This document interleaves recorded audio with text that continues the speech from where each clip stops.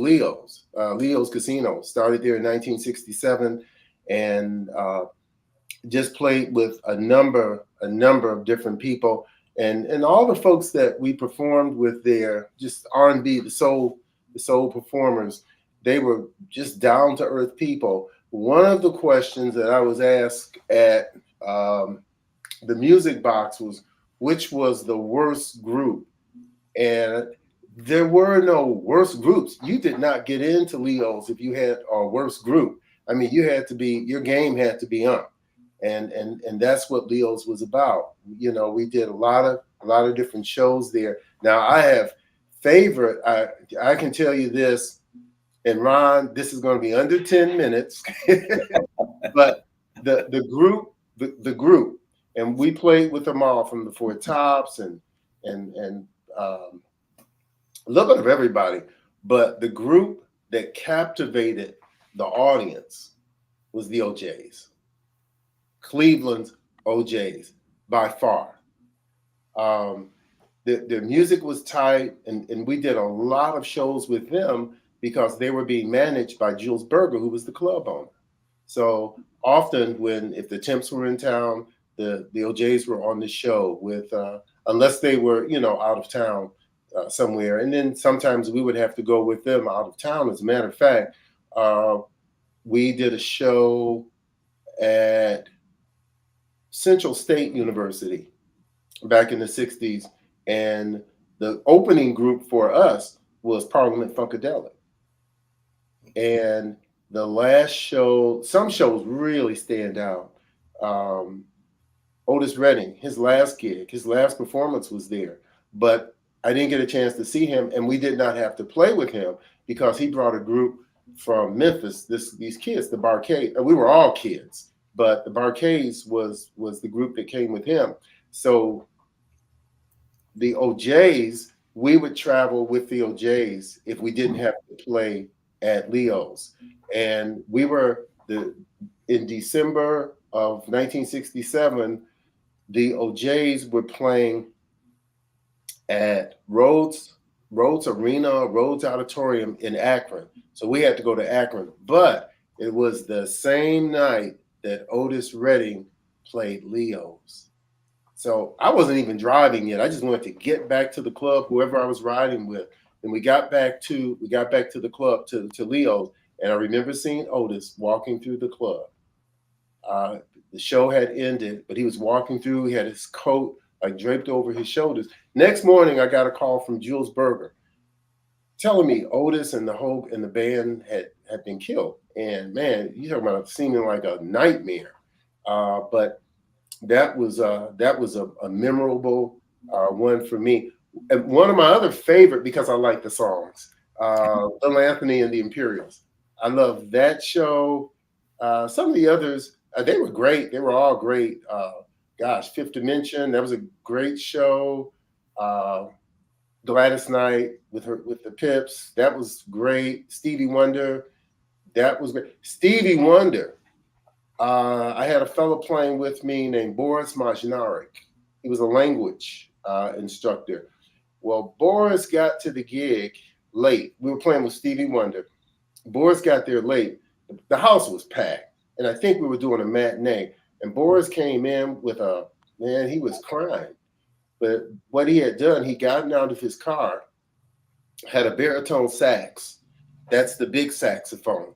Set it down, got out and wanted to get into rush into the club. And the parking lot attendant said, "Man, you can't park here." I mean, because the place was packed. So Boris set the horn down, and he had borrowed this horn from a fellow named Hank Gear, who had a club out on Willowick, somewhere out there. But he set the horn down behind the car, got back into the car to move it, and ran over the horn.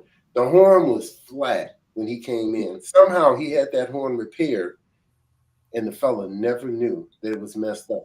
But there were so many great, great experiences, man. Remember with Marvin Gaye, there was a pinball machine. There was a bar in front of Leo's. Hey, man, let me know. Am I going on too much for you? Well, hey, I'll tell you're you not this. going on. Vince, You're now, not Vince, check not this out. going on too much. But I Okay. need to reframe things. I need to reframe things because some of the folks who are listening now were kind of late coming into the conversation. So let me reframe things real quickly. So for the benefit of those who won't be able to see what we did initially. So Okay, do that. if you're just joining us, I have Mr. Ron Fuqua with us, who is the founder of the Leo's Casino Radio, because he's got a radio station. It's online, and he's also involved with an arts and music collaboratory connected with Leo's Casino. And we also have with us Dr. Fred Wheat, who is assisting him in this endeavor.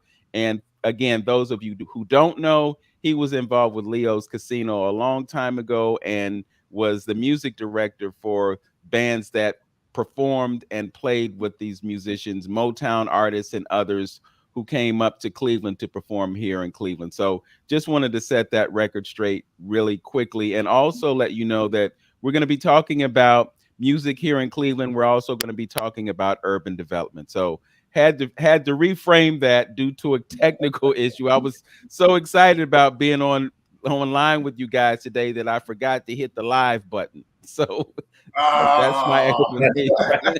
I forgot okay, to hit the live button. let's start over then.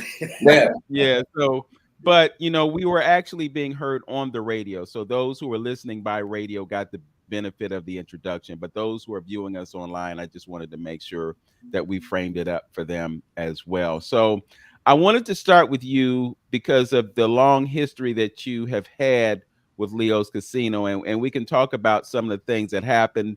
You talked about Otis Redding in his last day here in Cleveland, and he had the Barkays performing with him, and some That's of them right. were actually on that plane, but not all of them were.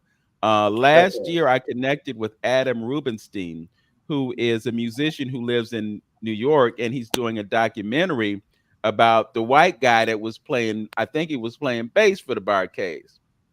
Well, he's done Um, it. he might have been the keyboard player. Okay, Adam, he I was interviewed by him, mhm. and Yes, this fellow that you're referring to, he was the yes, only white person in the group. right. And actually, in Memphis, he wanted to go to school. He wanted to go to high school with the other members of the group. But his mother said, Hmm. no, you're not going there. Wherever they were going, I guess it was some inner city school. Yeah, you're not going down there. No, yeah, that ain't gonna be happening. But he was a friend of this fella's. And unfortunately, one of the I know the fellow who actually ran Leo's, that was Freddie Arrington. He's in Florida now. He's like 90 some years old. But Freddie was asked to go on that plane that was right across from the Rock and Roll Hall of Fame at Burke Airport. That was Otis's plane.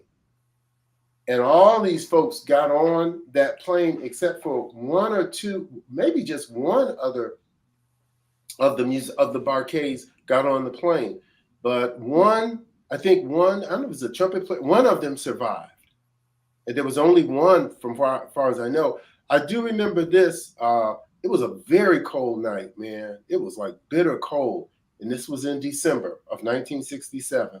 But Freddie Arrington, he was the one that ran Leo's. There were owners of the club, that was Jules Berger and Leo Franks, but Freddie Arrington kept the place together. If it wasn't for him, there would have been no Leo's. When we talk about the uprisings and things that were going on within the city, no one touched Leo's Casino because Leo's Casino was involved in the community. And that's what part of this whole collaboratory, Leo's Casino Arts and Music Collaboratory, is about. It's about community and relationships. And that's what Leo's was about. It was the most integrated place, perhaps in the US, back in the 1960s. Folks have to realize what was going on then. Even here in Cleveland, I mean, we had everything from, amusement parks and theaters and restaurants, but we knew where to go and where not to go. But everybody would come to Leo's, black and white, sitting at small 2-foot, 3-foot square tables together, coming from everywhere. Parma and Little Italy and Cleveland Heights and Mayfield and all over and throughout northeastern Ohio. Inside, I didn't know till years later that they would bring busloads of kids for a matinee that we do on Sundays. Had no idea. Down to the club, down to Leo's. But it was an exciting time. But Leo's, it was a different type of place. When we're talking about embracing diversity, that's what Leo's was about. We started talking about economic development and diversity and cultural awareness. That's what Leo's was about. The acts that performed there were rhythm and blues, we call soul acts with that black sound. That's what Leo's was about. You didn't see the Rolling Stones at Leo's. You didn't see whatever. Now, the Righteous Brothers played there because they had that other type of sound. And for those who don't know, I mean, even the term rhythm and blues, it wasn't until the 1940s with Billboard, because prior to that, it was like race records. If you were black, if you were a black performer, unless you were a Marian Anderson opera singer coming out of Philadelphia, or one of the few country singers like Charlie Pride, your music was categorized as R&B, rhythm and blues. Michael Jackson, not pop. The Jackson 5 would have been rhythm and blues, and so many songs are sold records. Then we say, hey, they crossed over. Now they're on the pop charts, and it could be a gospel song that could go on to the pop charts, or a jazz song. Hugh Masekela out of South Africa. Before I was there, I think Hugh Masekela even played Leo's Casino. If they were soul singers, they were happening, and many of the records that were played, they weren't played on the white stations, but it was like the 1490 behind you, into the WJMO then, and the WABQ. Those records were being played, and many of the many of the performers would never be played on some of the white stations, as you know. Yes. Right. So I want to bring Ron into the conversation. Ron, it was your idea to create the Arts and Music Collaboratory, and also to create Leo's Casino Music and Radio. What was the genesis of that idea for you? Well, before I answer you, you see the privilege I have of listening to this historian give me this detail about Leo's from within, and that's kind of was the precipice of me working to try to find something legitimate to build the community back up, bring music back into the area. So just a little background. So somewhere around 2017, 18, Midtown Cleveland, the Nonprofit Development Corporation they had already transitioned from Midtown Corridor. If you remember back in the day, they were Midtown Corridor. They had converted to Midtown Cleveland Inc. And they had invited stakeholders. I've been here in Hough for 35 years right now, but they had invited stakeholders to come to a meeting, and the discussion was, hey, what would you like to see in your neighborhood? And you had stakeholders that had been around for a long time, and people was talking about the basic things that any community would want in their neighborhood. And one of the young ladies in the one of the older ones in the meeting says, well, we used to have a lot of places to go and have dinner and listen to live music. And then somebody said, well, we had Leo's Casino. And as soon as they mentioned Leo's Casino, that meeting never got back on track. People start talking about who they met there, who they saw there, who kissed them, the whole deal, And at the same time, I've been on 75th Street, as I mentioned, for a long time, and we were having difficulty with drug activity and prostitution and things of that nature still actively going on on my block. And this is a short block, is a historic block that of history of century homes. And so I had been pushing to try to get change in the area for a long time, my wife and I, and was with really no success. So I had a meeting with all the stakeholders on the block, invited at that time Jeff Epstein, who was the executive director of Midtown. And in my mind, I saw us repurposing these buildings. My property is 6,300 square feet. And I was saying, well, I asked everybody who owned the property, I said, what do you plan on doing with your property? And really nobody had an answer. But in my mind, I saw an entertainment zone, repurposing, and much like many other cities, use these old buildings for jazz clubs and restaurants and things of that nature. And so Jeff Epstein was in my dining room, and I looked out the window and I said, Jeff, look at Chester, because we're between Euclid and Chester.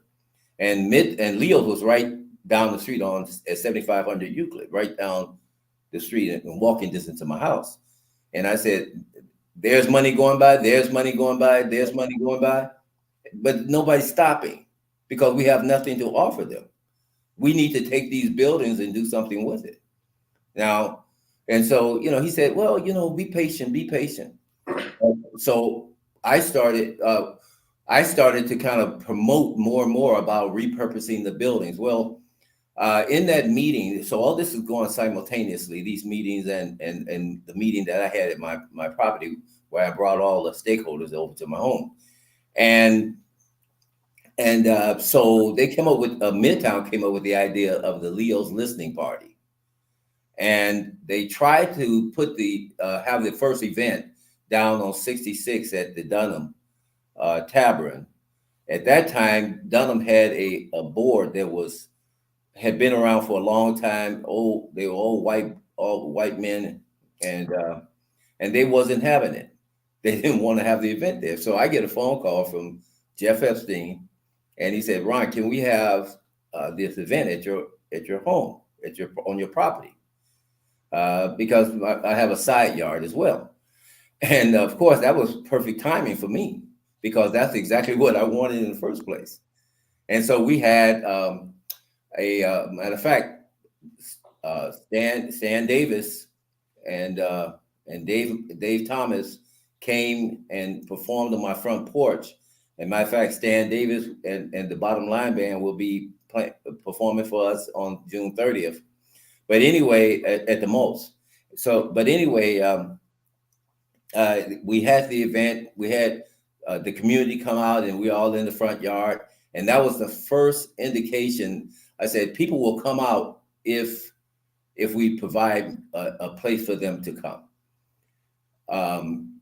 So shortly after that, and so I started with that event at my property, working with Midtown Cleveland. The next event we did, we had Eddie Becker Sr., the late Eddie Becker Sr., he performed in the yard. More people came out. And then for some odd reason, Midtown moved the event down to 66th Street, back towards their office area.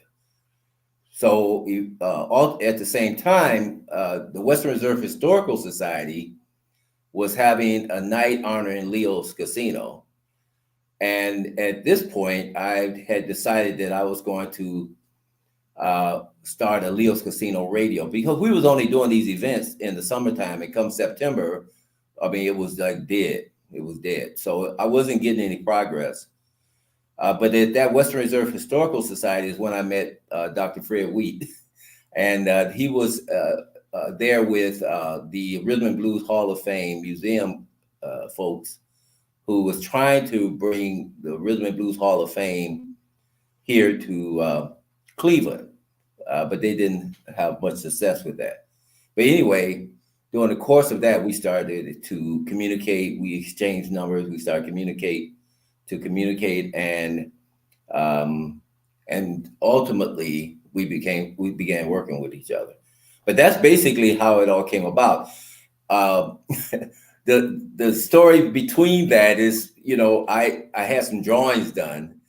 I see, because as you know, Vince, people don't believe you until you do it, right? So I had some drawings done of a state-of-the-art Leo's Casino Arts and Culture complex, where I envisioned having a real community center point right on Euclid Avenue for people of color.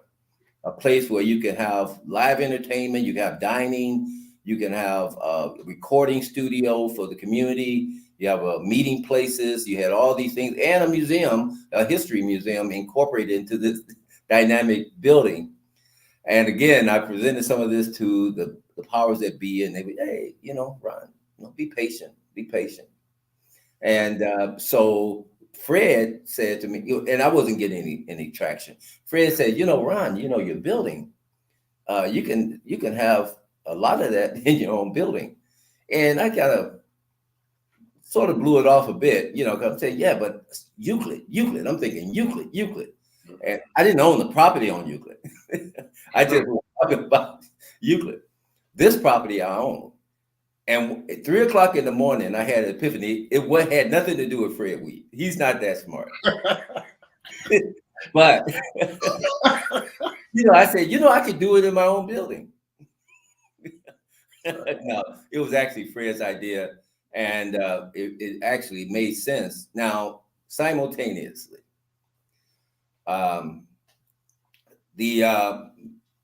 we had the pandemic. We come out the pandemic. During the pandemic, I was doing events online. I was doing Zoom concerts. So everybody was doing their meetings. Midtown was doing their meetings, and they contracted, asked me if we could do a Leo's Casino lead on their annual meeting. I did it. Cleveland Foundation contacted me and asked me if we could do their end of year party, Motown Leo's Casino end of year party, and we did it. And that's when Ron Richards was there, and we had the whole staff, Cleveland Foundation staff, just jamming to the beat. Right after that, I'm having lunch with the acting director at Midtown. Jeff Epstein had gone over to City Hall, and the gentleman that was the acting director said, "Hey, it's something about this new building they're gonna put up, and they're gonna have a Leo's in it." and a Leo's Cafe, and I said, "Oh, really? I hadn't heard anything about it." And he was surprised I had not been included in that discussion, since everybody knew I was doing Leo's events in the neighborhood.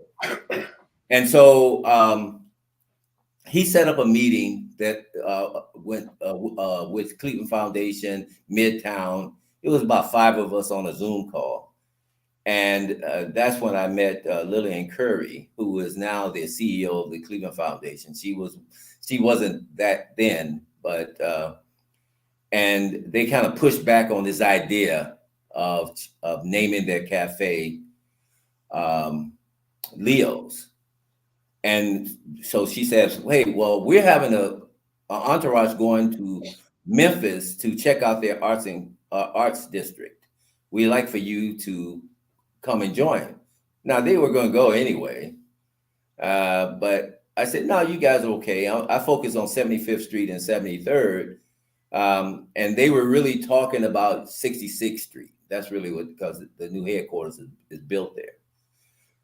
But eventually my wife and I went with the group, and that's when I saw a Memphis Slim Collaboratory. They had taken a performer, Memphis Slim, he was a blues player, and they took his home and made it into a place for artists and musicians to collaborate and create new music.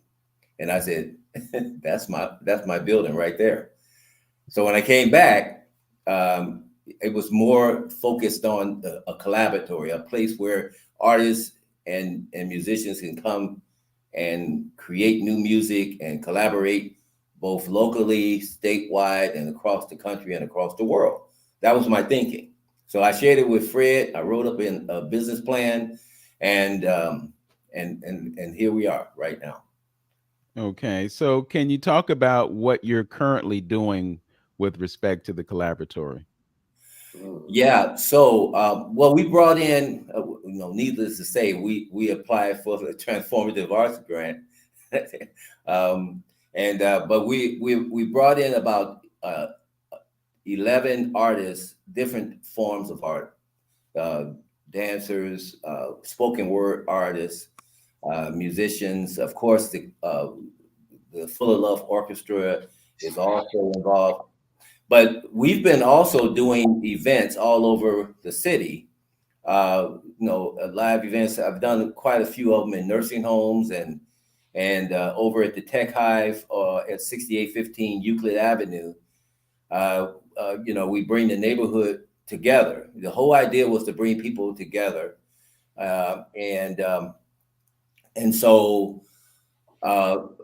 But June 30th, so we've been doing it ever since February. We've been doing events. I probably did about 7 events since February. But June 30th, the Collaboratory is hosting, where we're bringing Bootsy Collins to the Maltz at 1855 Ansel Road. Now that's the kind of the big event for us. First of all, having Bootsy here, I wanted to bring artists that brought people together, and of course, funk brings people together. And we're going to have a lineup of a number of local artists, and that's the big event because I felt that we need to make an impact of unity. Now, one of the things that part of Bootsy's foundation, they have a program called Funk Not Fight to fight against youth violence and to help at-risk youth. And we are the Cleveland chapter here at the Collaboratory of the Funk Not Fight program that Bootsy Collins operate out of his foundation, which we're really excited about that, Vince, because I think that, my background, I was a probation officer in my former years, of course, and I worked with, I used to have different types of group homes for those with disabilities, and the need is there with what's going on in our country today, and we want to give some support. We want to bring music around. Music is a healer, and we bring in music and art.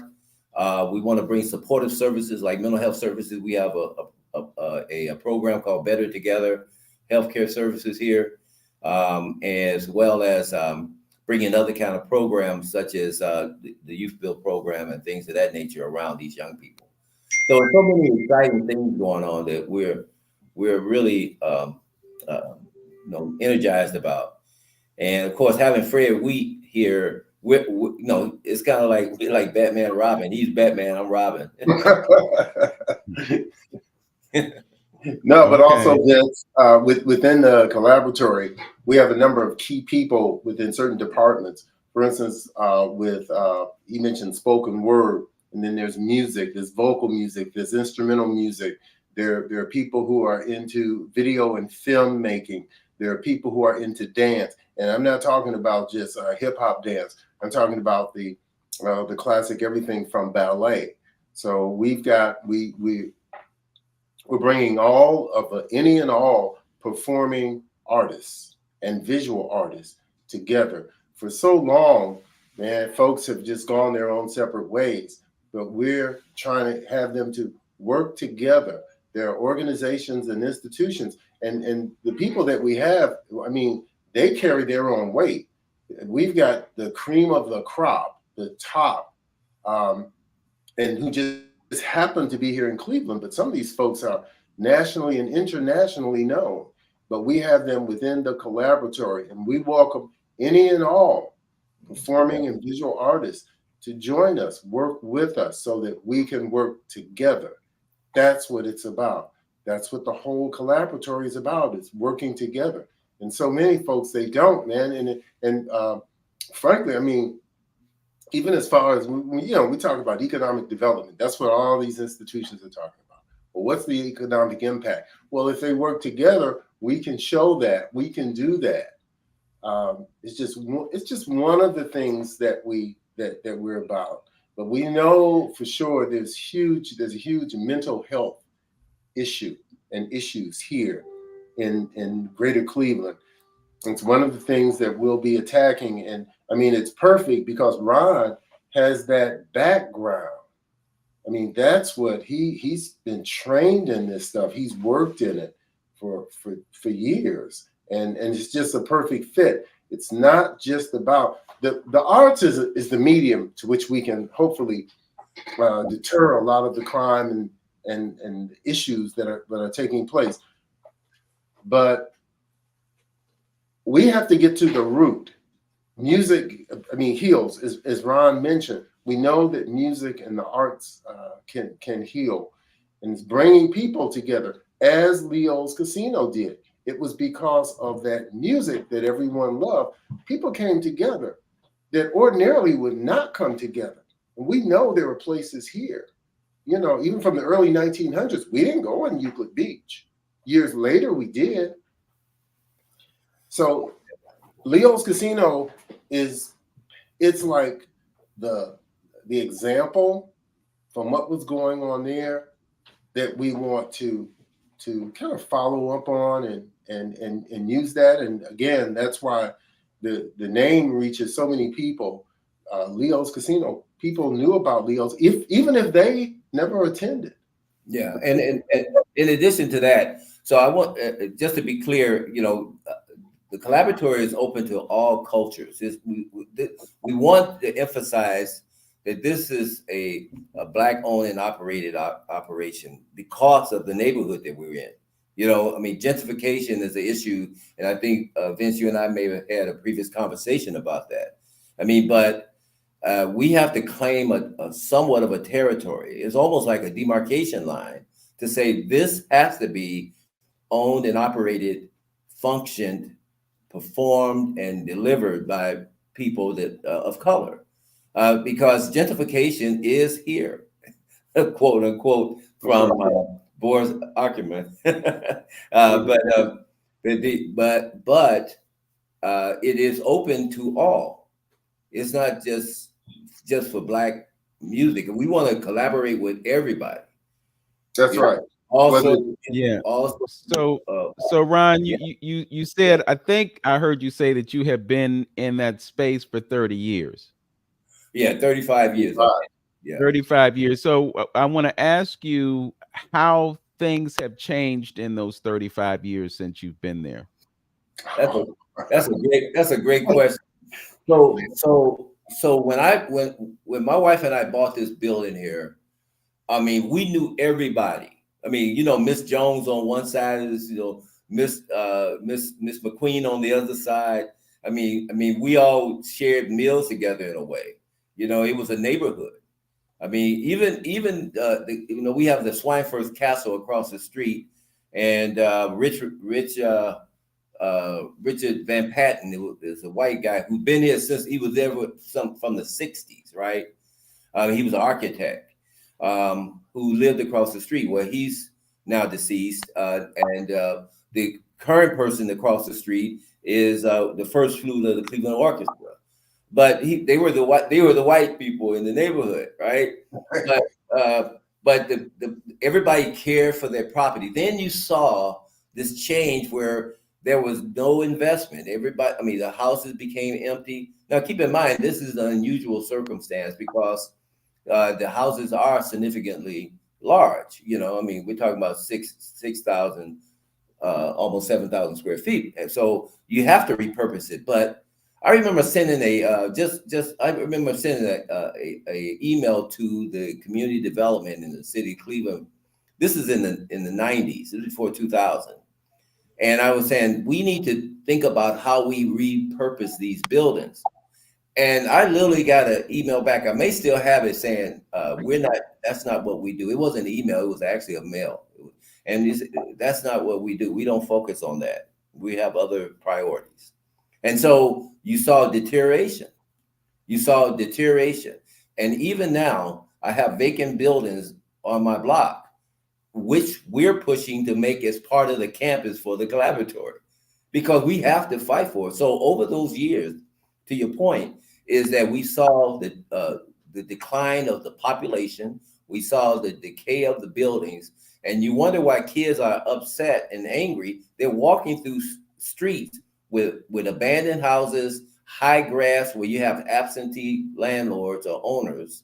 And I'm talking about not just from Euclid to Chester, I'm talking about the Hough community in itself, where you see spots of new development, but no overall plan or to recapture the land. And that is the issue right there. But what happens is that you have those who have funds from outside come and take over the land while we're sleeping, and they have to have some kind of cooperation from government to make that happen.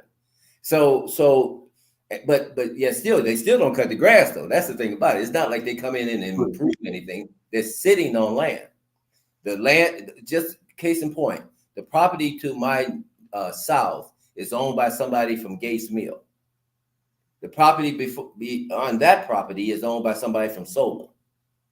The property over here is on my north side is owned by a guy from Pittsburgh. You see, and they allow this to happen with no consequence, and that's the thing that you see happening all throughout our community. So what you're talking about is something that some say is going to happen, but the reality of it is that it is happening.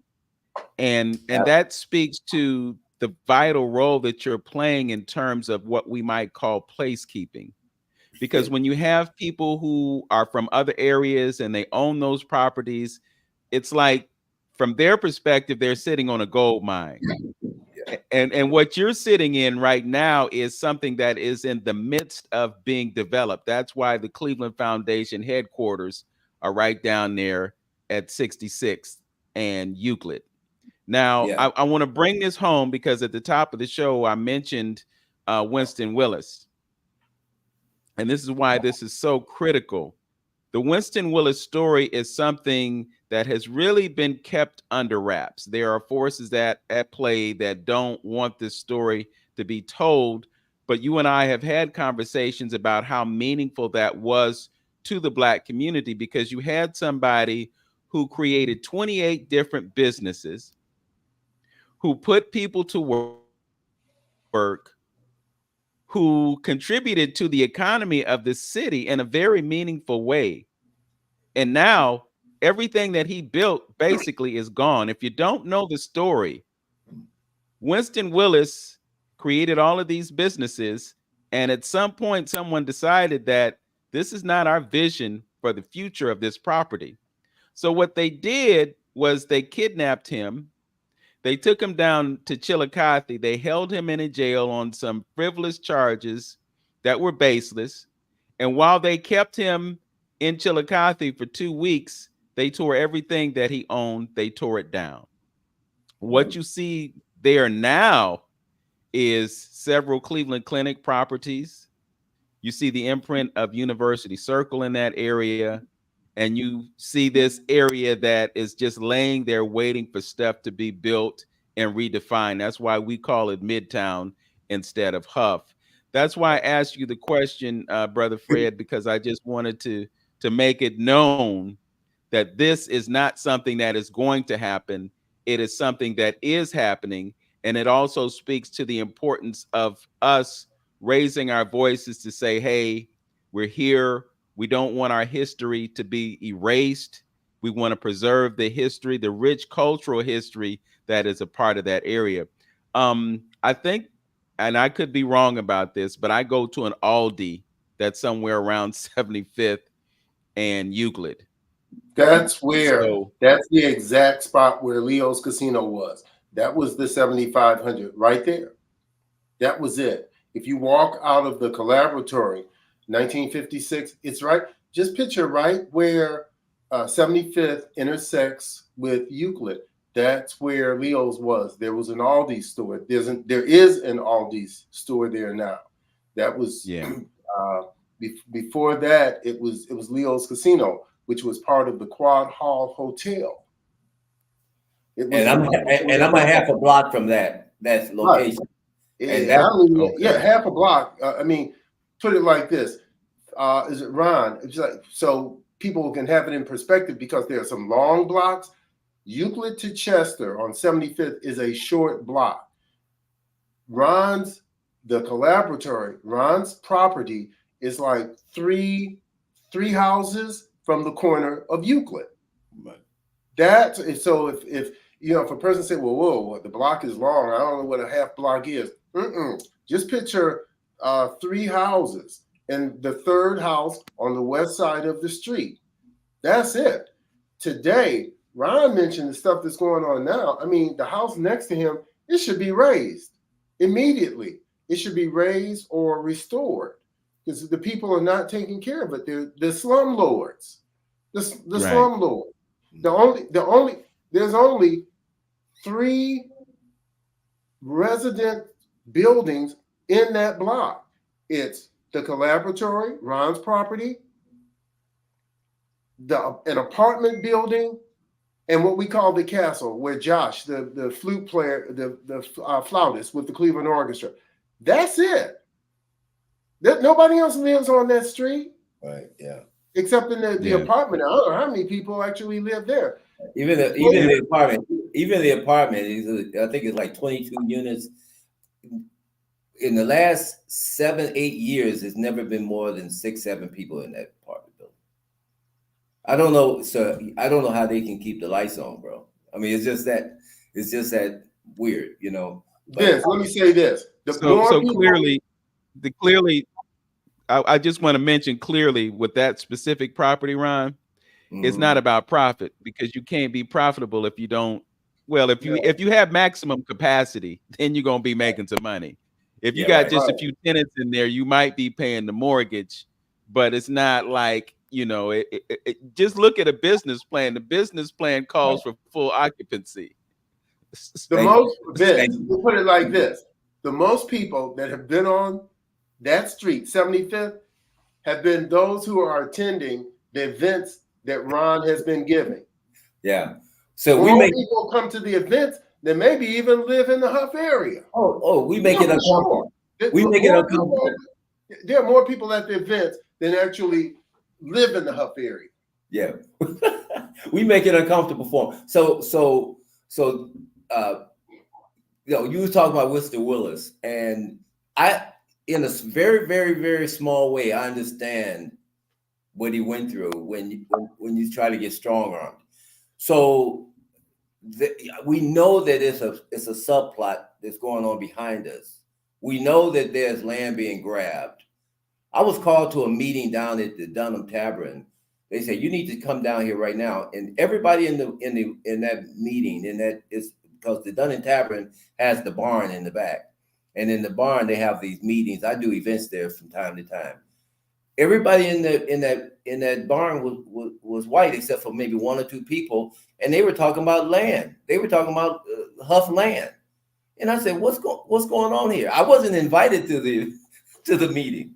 Somebody told me I need to show up, but that's what's going on.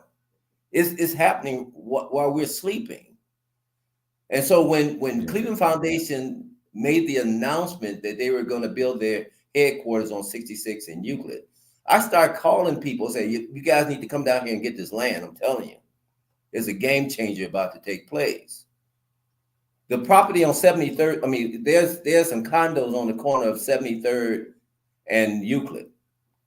Those condos was going for $450,000 when they first built. When the pandemic happened, they went down to $375,000. And they're fully occupied. By who? So when we were talking about gentrification, we know that it's happening. It's here. And as you know, Vince, there's 2 types of gentrifications. There's the type that people come in and they want to help build your community and they become good neighbors. And then there's those who say, okay, thank you for holding the land. We got it from here. And that's what's happening right now. They're really pricing everybody out. And so dear old auntie and grandma, you know, they're not learning about programs to improve their properties. No, that information is not being matriculated down to the neighborhood like that. So that's the challenge that we're faced with. So they end up bailing out. You know, it's clear that this is a situation that involves a political action, but it also involves grassroots community action. And a lot of times people can be so consumed with the survival mentality to putting the food on the table that they don't address the broader needs, the greater needs. It's just like, and this is little bit off topic, but kind of related. Back in April, I went to the BMV to renew my license stickers. And I noticed these charging stations, the Tesla charging stations at 79th and Euclid. Yeah. And what struck me about it was that there weren't any cars being charged.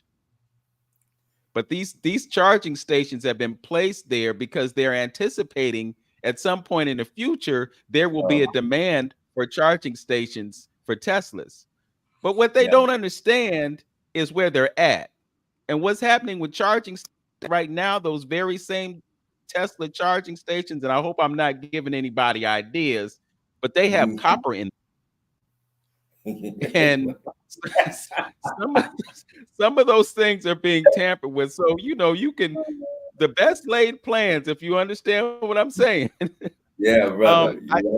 I need to take this moment just to connect with the folks who are listening to us on AM 1490 WERE. We've gone on for almost an hour, and I need to reintroduce the folks who are on the broadcast with us today.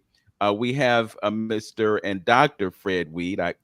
No disrespect, bruh. I know you personally, but we have Dr. Fred Wheatt, and he has a foundation that is involved in preserving music education. He's also a collaborator with Mr. Ron Fuqua on the Art and Music Collaboratory for Leo's Casino. And we also have Mr. Ron Fuqua, who founded this. It was Fred's idea, from what I'm understanding, based on our conversation. But very important work that's going on. And we're going to have some continued conversations on the other side of this hour. So we're going to invite those of you who are listening to us on the radio to join us live on YouTube and Facebook. You can go to Vince Robinson's YouTube channel. You can also go to my Facebook page. You can go to the 360 Info Network Facebook page, and you can catch our broadcast as we continue this very important conversation. We're talking about gentrification, but we're also talking about the needs of the artist community. I've spent years actually studying the needs of artists in Cleveland and Cuyahoga County. And one of the things that keeps recurring is the importance of having space for artists to do what they do. And when we look at Cleveland, you know, Cleveland has Playhouse Square, which is the second largest cultural and artistic institution in the entire country. We have folks who spend hundreds of dollars to see folks perform there, and actually it's serving the needs of a greater entertainment community, but it's not serving our interests, so to speak. I mean, I look at the Tri-C Jazz Fest. They got a stage outside for the folks who live here 24/7, 365, and then that's free, and they get compensated on that level. And then you have folks who come from other places and get compensated to a much greater extent. But then you have people from Cleveland who are performing with those very same folks who are performing all over the world. There's something that's not equitable about that situation, and it's something that definitely needs to be addressed. So we want to keep this conversation in the forefront of everyone's minds and talk about the importance that art and culture play in our city, in our county, in our state, and in the country. This is really vital conversation, and I'm glad that you brothers were able to join us.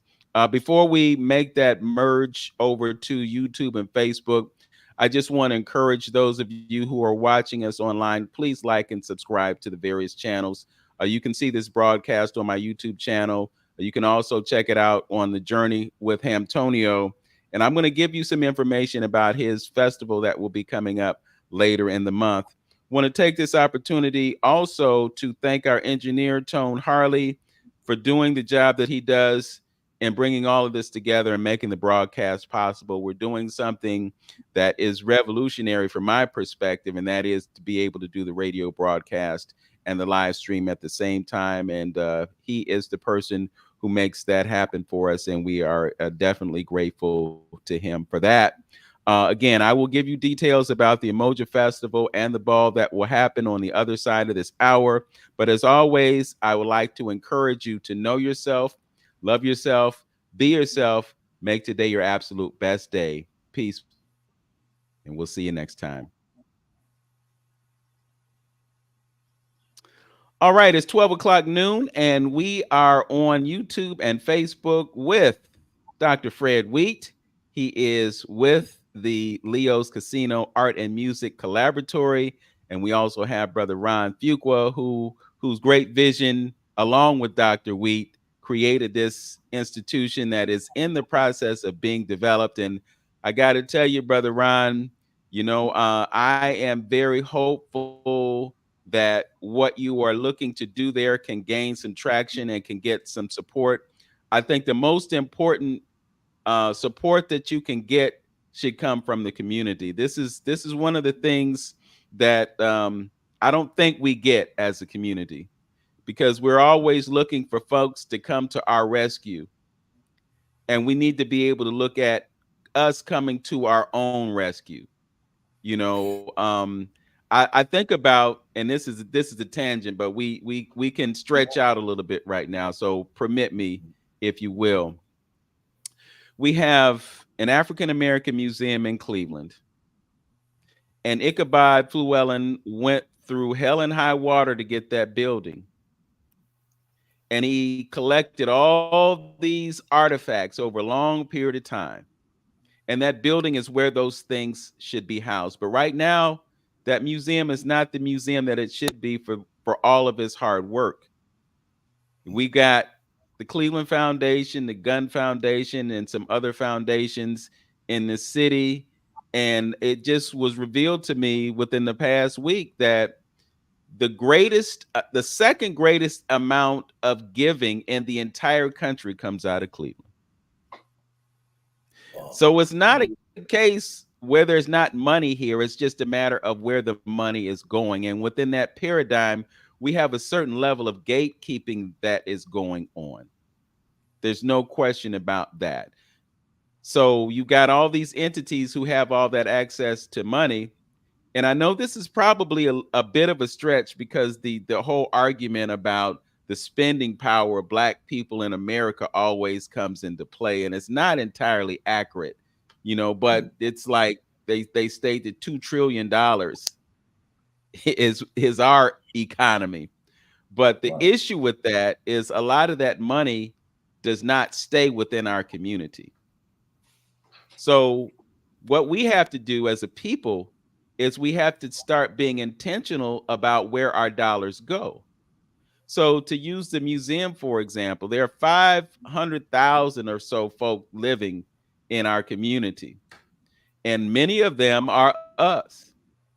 And I know we got inflation kicking in and everything is going up in price and so forth and so on.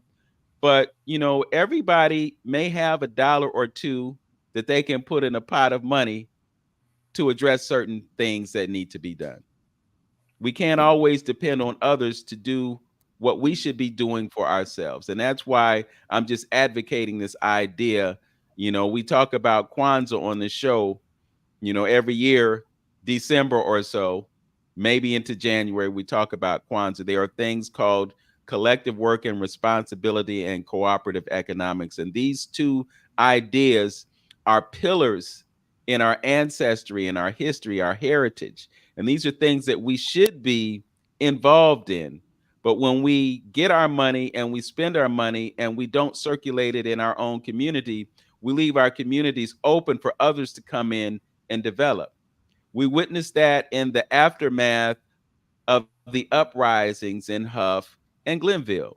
You look at East 105th Street, and I'm sure you can speak to this much more than I can, Ron, because I didn't get here until 1981. But it used to be on East 105th Street, you had a plethora of Black businesses. You didn't have to go out to the suburbs to get your needs addressed because Black people were in a Black community doing Black business. Oh, That's my goodness. what. Oh, yeah. No, you're absolutely right. That's You're what's absolutely missing, and so we have to be better stewards of our own situations. And I think what is happening in your situation, Ron, is that you're taking it upon yourself to do just that. So this is my beg or my ask, so to speak, to the community is to become aware of what's happening there and provide some financial support to that situation. There are also, and I really yeah. appreciate that. Yeah. So that just means, come to the events. A lot of times things are free, but there are ways that you can donate to specific causes. Dr. Wheatt has a concern about music education. I was on his website last night and he pointed out the fact that when budgets get cut, one of the first things that goes is music education, the arts. But at the same time, we know that the arts makes students better students.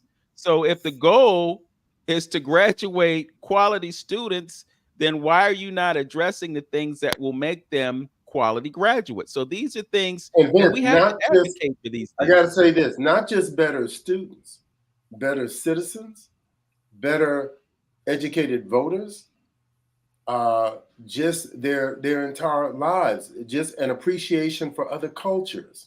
Music is, we say music is a universal language.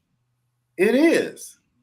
I mean, we listen to everything from Bach and Stradivarius and Beethoven and Vivaldi. Folks, we don't even speak that I don't speak Italian, but we can listen to Italian music. We can listen to Spanish music. We can listen to Russian music, Hungarian music, Lithuanian music, Israeli music. Music is different. It is a universal language. So we want people to be aware. Even if a person says, well, man, I don't like a country music. Well, check it out. You don't like classical music. Go to a Cleveland orchestra. Be aware of what's going on. Back in around 1980, I started playing with a Latin group. I have a whole different appreciation for Latin music. In my orchestra now, I have, five Hispanic people within the group. The group is a culturally mixed group, but they bring their culture into the group. I mean, when I started playing Latin music, now I'm learning a little bit of the language. The food is totally different. It's different. So there's an appreciation, and you can see how we can call it a collaboration with salsa music. Is Afro-Cuban music. But if we don't know that, and I mean, when I started playing, I started playing Latin music, it was like, it blew me away because it was a combination of R&B, jazz, country. It was a little bit of everything all mixed in, a salsa mix. That's what these arts can do. And people say, well, I don't know nothing about dance. I was at a recital last night. And somebody said, well, I don't know nothing about dance. It doesn't matter. Go and check it out. You have to be, it's the exposure. You have to be exposed to a lot of this stuff before you can begin to appreciate it. I mean, I can't talk about music and say, okay, this is what music is. You have to hear it.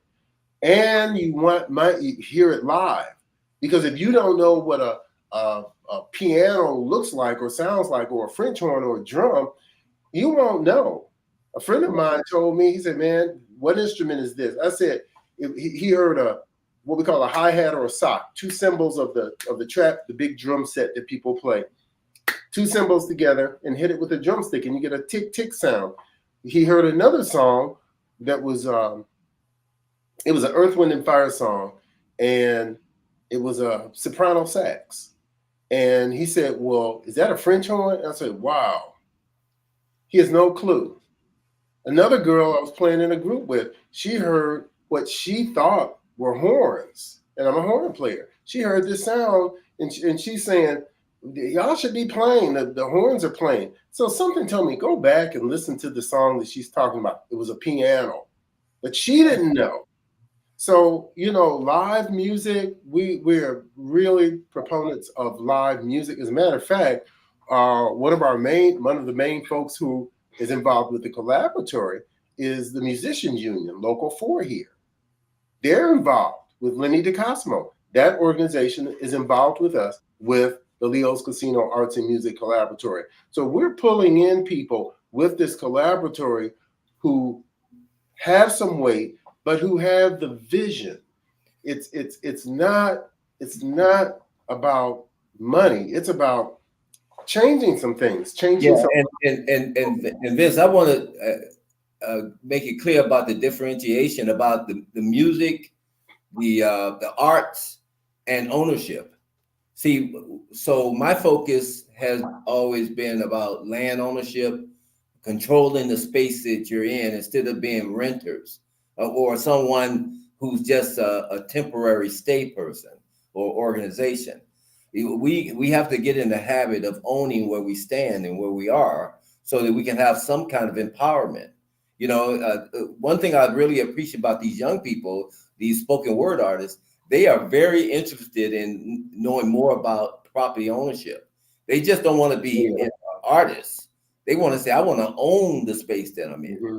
And so the whole thing about Euclid Avenue, one thing I appreciate about Winston Willis is that he understood about owning the property he was in spite of the fact that he racially got demoralized. The thing was that he owned the space, and it was significant space. So Euclid Avenue has to be in play for Black people. You cannot say that, it's particularly when we talk about the arts, Black art and brown art. We need to be on Euclid. We're on 75th Street because I own it. We own this spot. So there was a place to start. But right around the corner is some property, right on Euclid Avenue, right across the street from where Leo's used to be. And I'm promoting to have the Leo's Casino Arts and Culture Complex that I mentioned earlier, right there on that land. I don't want them to create any other idea on that property other than for us. And so, and I don't think it's unrealistic that we should have something. So you brought up about the African American Museum, right? So I had a meeting with them about, hey, how about having a new build on Euclid? If that could happen, would you be interested in that? And the powers that be said, well, yeah, that's something to entertain. So I had a conversation with Cleveland Foundation about trying to bring the African American Museum on Euclid Avenue, a state-of-the-art building. Well, in my mind, I'm thinking that you can have the African American Museum, you can have music history museum, you can have live entertainment. I mean, that's what's going on with museums now, right? They're multifaceted. You can have also performances there in the building. The same building that I had drawings done, you can now have it as the African American Museum, and everything could be all encompassed there. So, I went on vacation, and then it went to sleep. I don't know what happened. But the point of the matter is that anything is possible when you have the energy. You have to kind of force the envelope. So what I've been doing over here, I mean, it may sound aggressive, but you have to be somewhat aggressive. You got to know what you want, and you got to have people supporting it. We do the events, the Leo's Casino Arts and Music Collaboratory events. and they're free to the public after the pandemic to bring people together again, right? We're trying to let people know, come on out and let's support each other. But at the same time, at some point in time, they have to know that, you have to, at some point you got to pay. You have to support it with your money. That's what this with the Maltz, the Bootsy Collins hosting event is to make it a emphasis.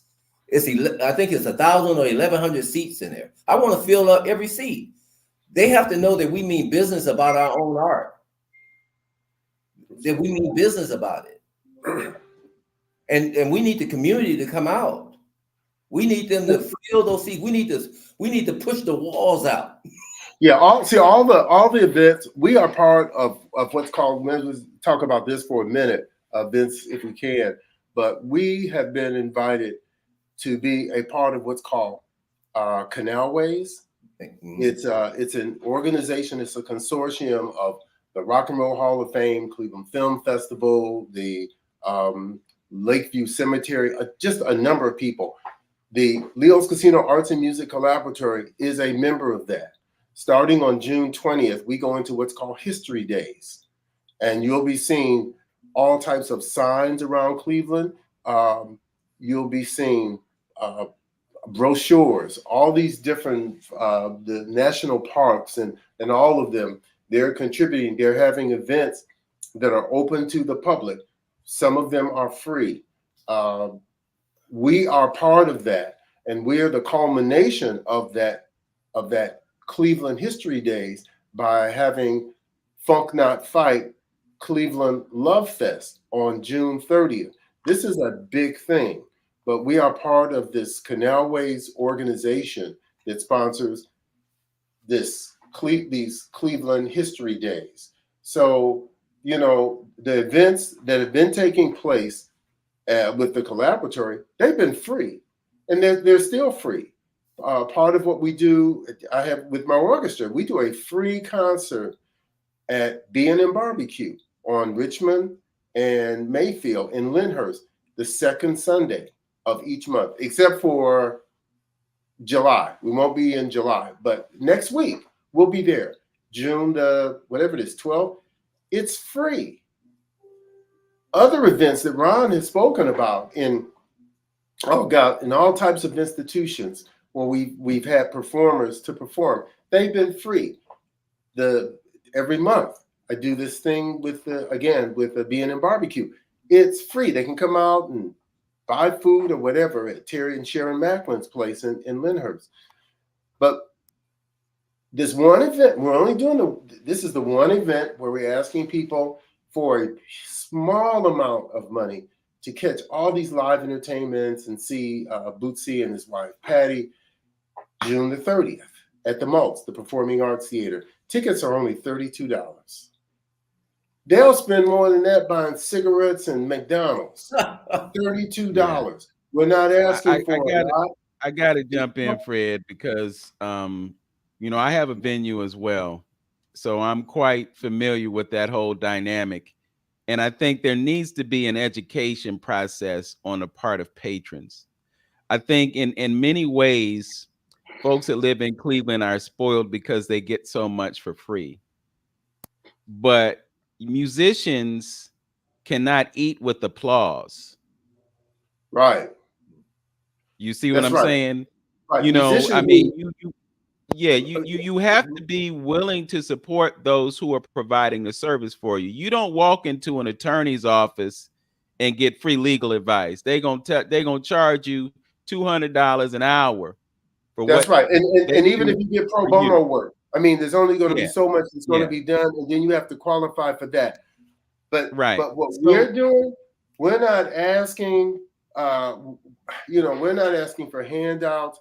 It's what they would spend if they go down to Playhouse Square, as you mentioned, Vince, second largest performing arts district in outside of New York City.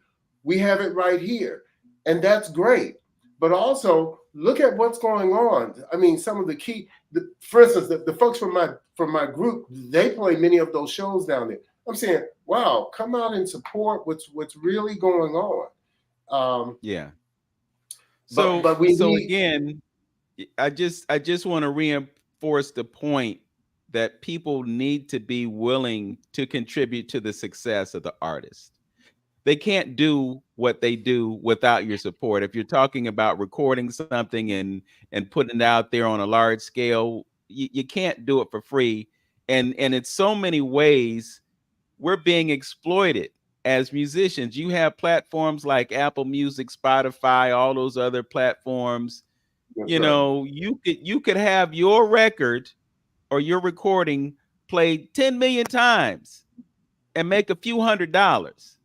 It's an exploitative process, and we have some advances in technology such as NFTs and this whole blockchain digital paradigm that as artists we have to get more plugged into, because this is one of the ways that artists can protect their intellectual property and also monetize it. So but I just want to get back to just making it known that folks, don't feel a certain kind of way because you paid $15 or $20 to listen to somebody do what they do. Because let's just make it plain. Art is one of the things, and I think you mentioned it, Fred. This is one of the things that promotes healing in our community. When you go to the doctor, and you're fortunate enough to have insurance and only have to pay for 20% of that bill, you're getting a blessing, but you're still paying for it. But you're not willing to pay. You're not willing to pay the musician who gives you the same impact with their art. That artist who painted something that resonates with you, that you put in your house because you can look at it every day. These are the things that we have to understand as consumers of the art. The art is making an economic impact in our community.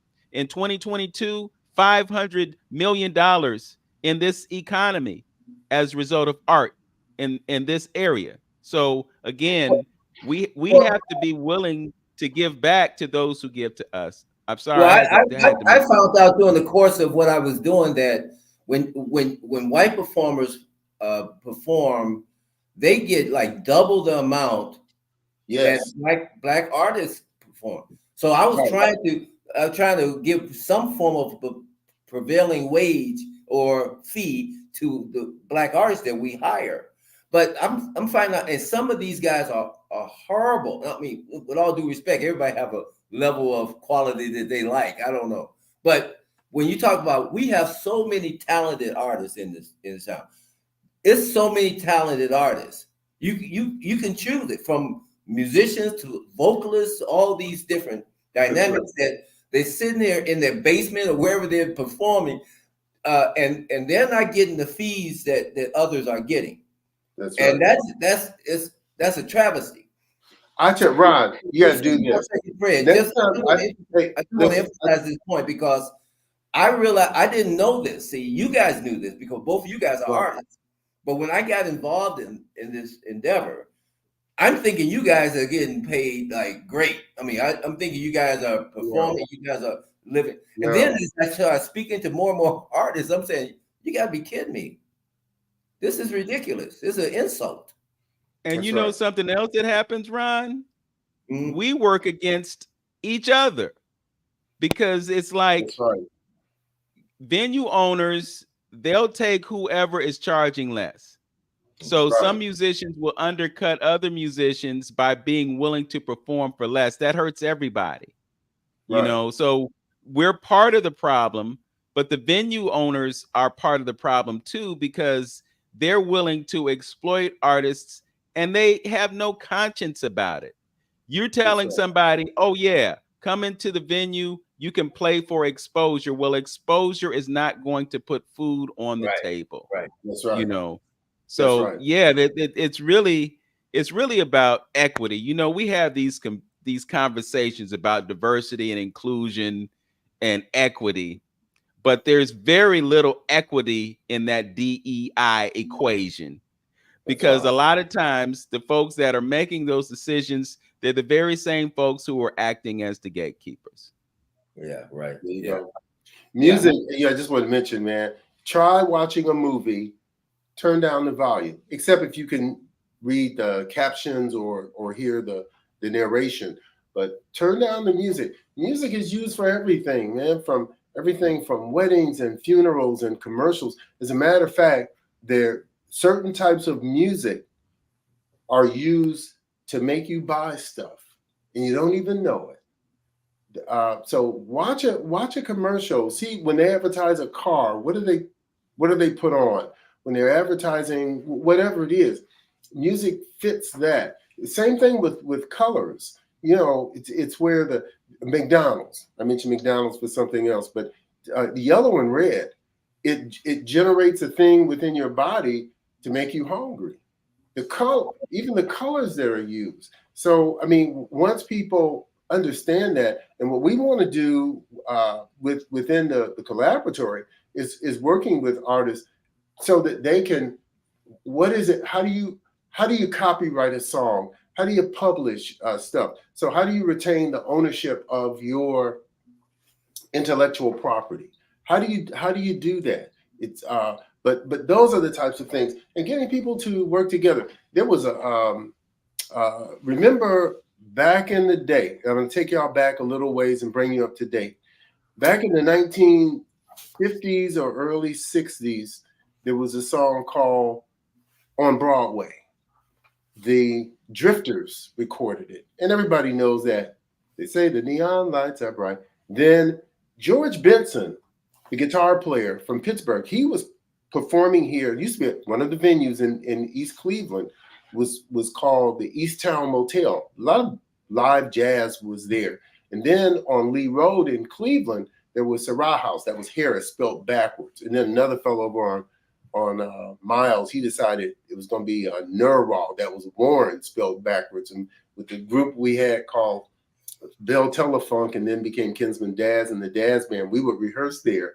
But George Benson was in Cleveland, I was told, and he was taken to Sarah House and on Lee Road, and he heard a group there playing on Broadway. And here's how they played it, that bump, bump, bump, bump, bump, bump. And you've heard it with George Benson, but because the song was not copyrighted, not written, copyrighted, that means putting it in some type of tangible, touchable thing where you can touch a cassette tape, you can touch written music on paper. It was not done like that. It was simply played. Simply playing a song does not copyright a song. I guess they didn't know that, or they didn't care, the people who were playing it. But George Benson knew, so he recorded. I'm told that's how he came up with On Broadway, that boom, boom, boom, boom, boom, boom, boom. But he heard it, so he recorded it. He put it into a hard copy. Now it's his. You don't have to register the copyrights, but it's copyrighted. He owns it. So one of the things with the Collaboratory is getting into marketing techniques. Vince will be talking with you because you are part of the Collaboratory as well. You're part of it. You have no control over that. But but part of it is educating so that intellectual property can be retained by the people who put that stuff together, as well as many of the people in the Collaboratory. I mean, they've got their own property, real property. Land and buildings is real property. Everything else is personal. Yeah. Jewelry, the gold teeth that the person might have, the whatever, it's all personal. But land and buildings, and that's why it's so important now. And we talk about this all the time, Ron and I. Use what we have and keep moving forward. Go with what we got. Yeah. Don't wait on anyone. Yeah, that's go right. with what we have, man. And and people within the Collaboratory with us, they have that mindset. You're going to see. Well, Vince, I know you'll be there on the 30th Please don't leave town, man, on June 30th because No, and check out. I got to be there, man, because Bootsy is the man. So I Oh, got to be there.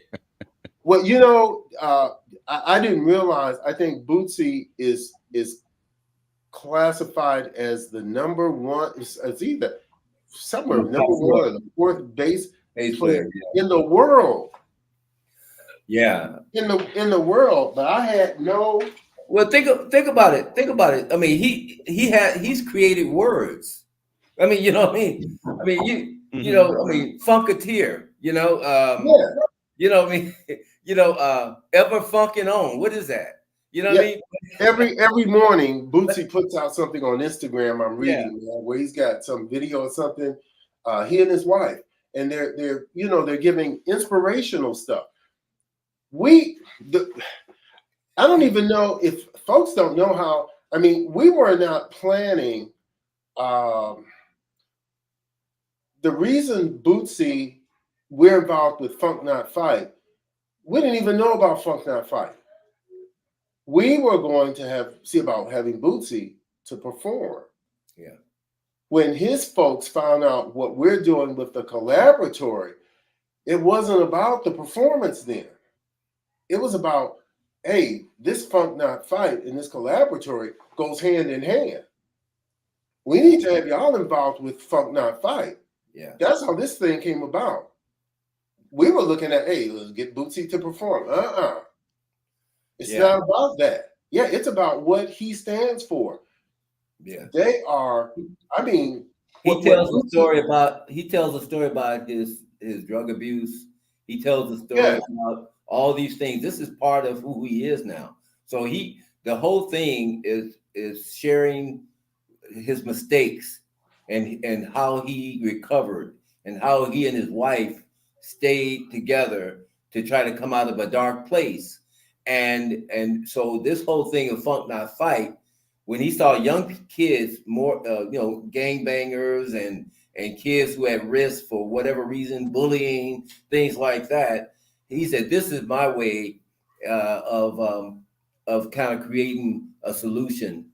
At least my contribution to that." The other thing, he has another program that is actually under Funk Not Fight. It's called The Land of Superheroes for elementary school kids. Well, it's under Funk Not Fight also. And so it's so many opportunities here to work with young people that's outside the box. But there's one thing I want to just mention that I kind of got away from, and we were talking about the artists and how to support artists. First of all, you know, you mentioned that you have a venue. Well, the Collaboratory should be promoting your venue. When you have, see, that's one thing that's not happening that I even noticed with the Music Box and even Beachland. They meet and Happy Dog and places like that. They meet, but do they, you know, cross promote each other? Are they really competition to each other? No, because they're in different parts of the city. But it should be easy for us to promote locations where artists are performing and to share details about venues, because we should be working together instead of working separate. It just makes sense, right? It just makes sense. I think the key word and as part of what you created is collaboration. And for the longest time, Cleveland has had this stigma. I'll use that word. It's had this stigma of being a very competitive place and the whole crabs in the barrel mentality. And then you look at a place like Atlanta, and what I've heard and what people have spoken is that they have a different mindset there. So it's really more of a spirit of collaboration. But where we are right now, and I want to get back to youth and property because you brought that up, Ron. The issue that we're having right now is based on global economics. I saw a piece just yesterday or the day before that talked about how single family homes, starter homes in Atlanta are not purchasable, but they're leasable because there are companies that are buying up these single family homes and they're renting them out. And at the same time, because of the interest rates that we're dealing with, it's very difficult for young people to buy homes because they can't afford them. They don't have a record that will enable them to get the credit that would be required to purchase a property. So again, within this scenario, it requires collaboration. It means people have to share the rent because they can't afford it on their own.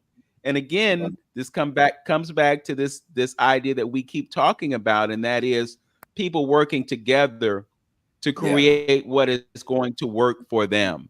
You know, and with respect to the venues, they don't want to cross promote, and quite frankly, many of them, they want to leave the promotion up to the artist, and they just want the artist to bring their following to their venue so they can feed them and they can sell them drinks and capitalize, and then they break off peanuts for the artist. That's the reality of the music entertainment piece here in Cleveland, and that's what's got to change. And that's why this idea of collaboration is so important. Yeah, wow. That's amazing. When we look at property ownership, let's just taking that portion, for example, one of the things that organizations that we met with, and we're building a relationship, is this Democracy Collaborative. I don't know if you've ever heard of them, but they are working on community wealth building. And I was really interested in knowing.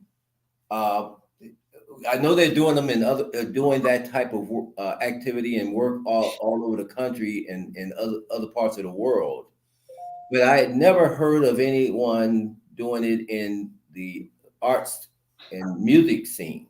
And so I asked the executive director. I said, "Is there a place that is being done, and that the artists can actually control or have ownership and get dividends of long-term dividends?" And so she said, "Well, yeah, in Seattle they're doing that, and I think in Chicago as well." And I said, "This is exciting. I want to sit down and see how we can do it through the collaboratory, that we can actually have artists have ownership." So because part of the collaboratory is, I may have mentioned to some about this youth build program of training young people on building in the building trades. So one of the things that you can kind of create is space ownership, and it becomes part of artists can have residency, where they can actually have a place to live. Because what happens to artists as they age out? What happens to artists who's all over the place, but they really don't have a place to live, and they're renting from one place to another? So you can kind of create your own environment and use trained individuals. I mean, we have tons of talented tradesmen who may or may not be in the union, and that's one of the issues. But to work with, we're working with some here in Hough to kind of talk about building out a community that we can actually say, no, if you have city-owned land, this property that's next to me that I mentioned on my south side, it was in the county land bank. And those people out of Gates Mills, they got it for nothing, right? There's tons of land out here that's sitting dormant that you can rebuild, or you can tear it down and get the land and build new right in our own neighborhood. So there's answers to the question. The thing is, are people willing to put the work in to make it happen? And I think the answer is yes. I think when people start looking at a bigger plan and that they could be a part of, I think they are willing to put the work in. But they have to know that it's possible. You understand what I'm saying? And it's not that complicated. It may seem like it's a lot of tentacles, but it really isn't. It's very simple. Yeah. Well, the key, I think, Ron, is people being involved in the process. You know, what Exactly. happens a lot of times is people make decisions and then they back end you on it and then try to make you feel like you had something to do with it when it was really all of their planning. And Right. you understand what I'm saying? Yeah, You know, exactly. it's just like racism as a public health crisis. That's a perfect example. A few years ago, Cleveland City Council passed a resolution. They said, hey, I guess they had this epiphany. Racism is a public health crisis. Okay, so now you made it official. And this is no disrespect to Cleveland City Council. Trust me, I'm not saying that because I want to give credit to City Council for doing what they did with the creation of this transformative art fund, because that is something that happened as a result, direct result of decisions that were made by Cleveland City Council and the mayor and his administration. So hats off, you know. Right. But what I'm getting to is that there has to be involvement on the part of the public. And when you talk about racism as a public health crisis, it's not necessarily something that can be legislated away with a resolution. There has to be action. There has to be planning. Right. There has to be something that happens as a result of you having this idea. So, and just give me a moment with this, because I don't know why, but this has just been in the forefront of my mind for the past couple of months as a result of a city club that I attended, where the mayor talked about what's happening with the budget and so forth and so on. And I know it's a tightrope, but I'm just going to put it out there, and folks may get tired of hearing it, but it has to be said. 54% of the budget of this city goes towards public safety. That's not my words. This is something that's public knowledge, is documented in publications and all that. So my thought is, if so much of this money is going towards public safety, then one, it's a primary concern of residents, because if you go to any ward meeting, the first thing that gets talked about is public safety. And it's not uncommon to have a ward meeting where you have a district commander listening to concerns that are being expressed by residents about issues that are happening in their community. Can't push that to the side, can't ignore it, can't pretend that it doesn't exist. It does exist, and it's something that has to be addressed. But what doesn't get addressed is the things that cause people to have the fear that results in them expressing these things to the civil authorities. And these are the things that have to be worked on so that we don't have to have reactive measures such as police showing up to a homicide scene. This is what has to change. But what also has to change is our mentalities. You talked about a time when everybody in the neighborhood knew each other. Now, if you walk down the street, you may know the person next door, but you may not know the person 4 or 5 houses down. Okay? And because you don't know that person, there might be a certain level of fear because you don't know that person. We live in a society that cultivates an atmosphere of fear that results in us always defaulting to, oh, that person could mean us harm. You know, my father is an example of someone that I internalized as a young person. And my father was always the type of person who would want to help somebody. If he saw somebody with the car broke down on the side of the street, he would stop and help them change the tire or whatever the case might be. But now we default to, oh, that person might be wanting to set us up, you know. So this fear that we live in is very real. But in order for us to deal with the things, again, that cause police officers to have to respond, we have to deal with those causes. Dr. Wheatt, education is one of those things. You know, we have a stigma about mental health. You know, people don't want to get therapy. They don't want to go to counseling because, you know, you get labeled as crazy. You know, these are things that have to change. And this is what I'm getting to. Artists are the ones who come up with the creative ideas to address those issues. I can't talk about the Transformative Art Fund and the projects and all of that, but what I can talk about is the fact that people have stepped up and they've come up with some great ideas that can make a difference. And those I gotta ideas get it. I gotta speak on this, man, because Vince, you're absolutely right.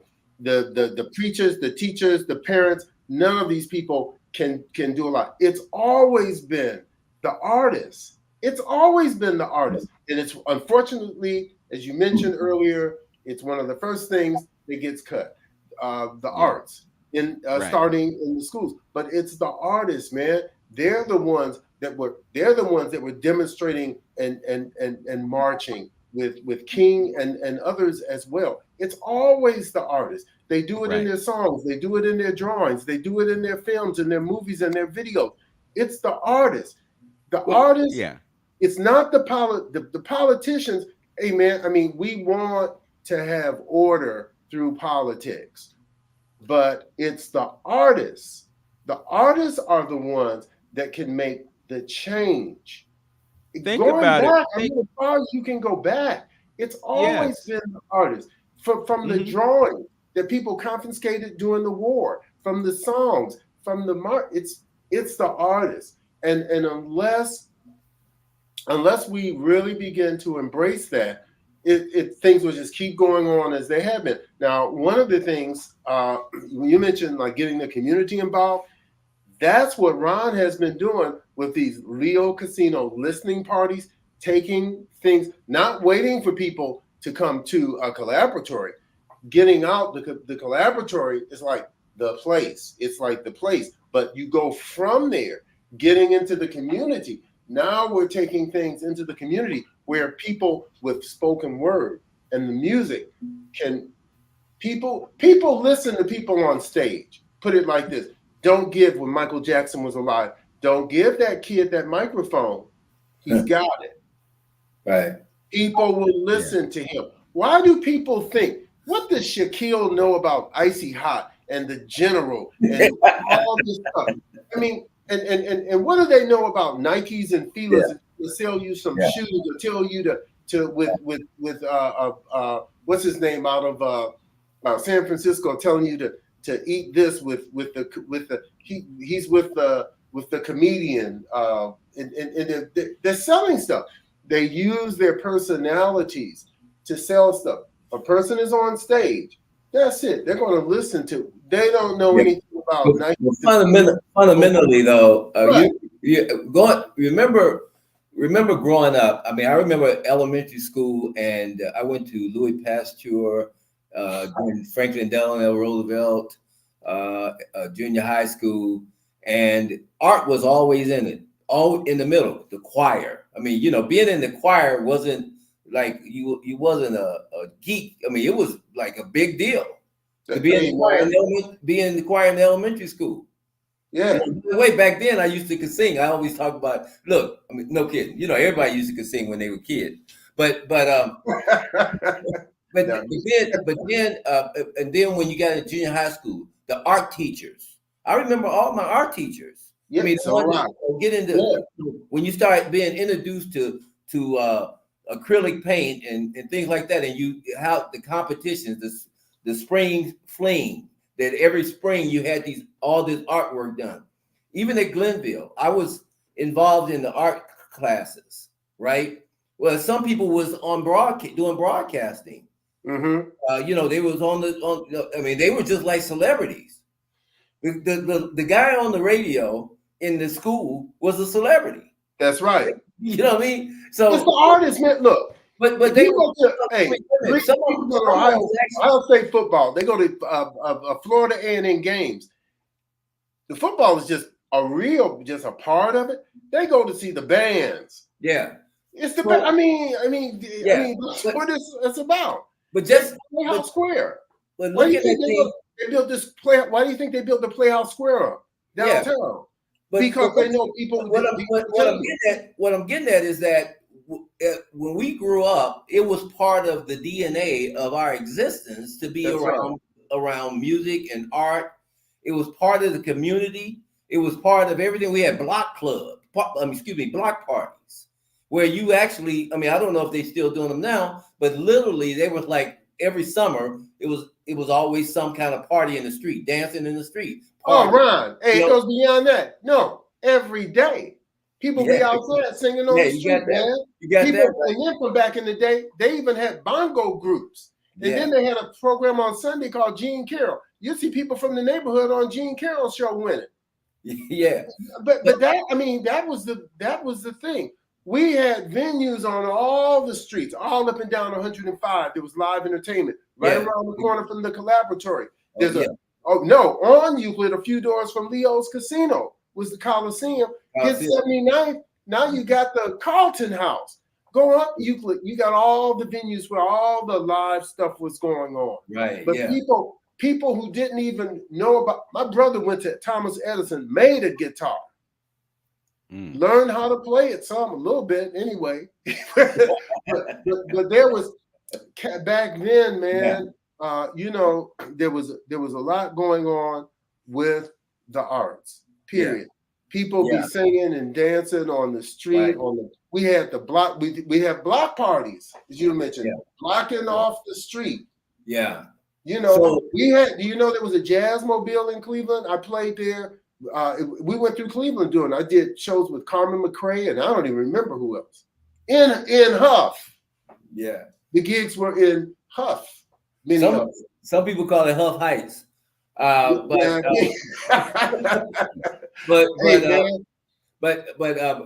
I was in 8th grade, I guess I was, getting in a little trouble. But one of the math teachers, we at FDR, they said, hey, his name was John Addison. He's still around. I just saw him over at the Caramoo not too long ago. He says, I want you to be at the Glenville Opportunity Center on Saturday at 8:00 in the morning. And, I said, 8:00 in the morning on Saturday, must be kidding. You must be kidding. But anyway, later on in that day, it was this guy who was always a bully. He said something disrespectful to this soft-spoken man. And I remember seeing this guy back in the day. They would put their hands on you, and back in the day. He lifted this kid up off the ground and said, "You don't know anything about me." Well, I then said to Mr. Addison, "What time you want me to be there?" Did you say 7:30? Well, anyway, Glenville Opportunity, Opportunity Center, they had these classes about basic business. I'm in the 8th grade, right? So it was almost like a 4-H club type thing where you was learning marketing, sales, how, and eventually it led to us having, going over to Coventry. It was a guy named Jones, Bill Jones Leather. And he taught us leather goods, how to make them by hand. They take the big hides, and you actually we was making sandals, vests, on the sewing machine, belts, and then we started from it being in a garage to the African American boutique on 140th in St. Clair. Places so we were there, and we were had to you had to register, and you selling things off of right in front in your little storefront.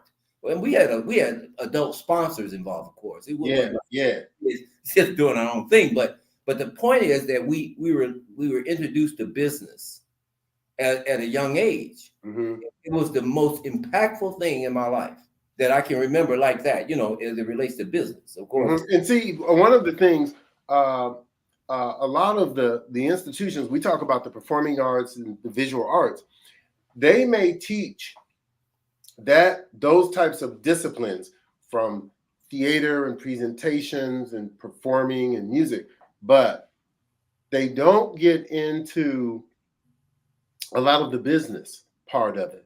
As a matter of fact, I wrote a book, and Chubby Checker named it. It's called "It's All About the Music Business," and I talk about everything from copyrights and trademark and publishing and different genres of music, different styles of music. I even put together music theory, and all types of stuff, and health issues. All of that is part of the book. I finished in 2017, and Chubby Checker, he said, man, call it. It's all about the music business, because the schools, if you go, a number of people, for instance, go to the Cleveland Institute of Music.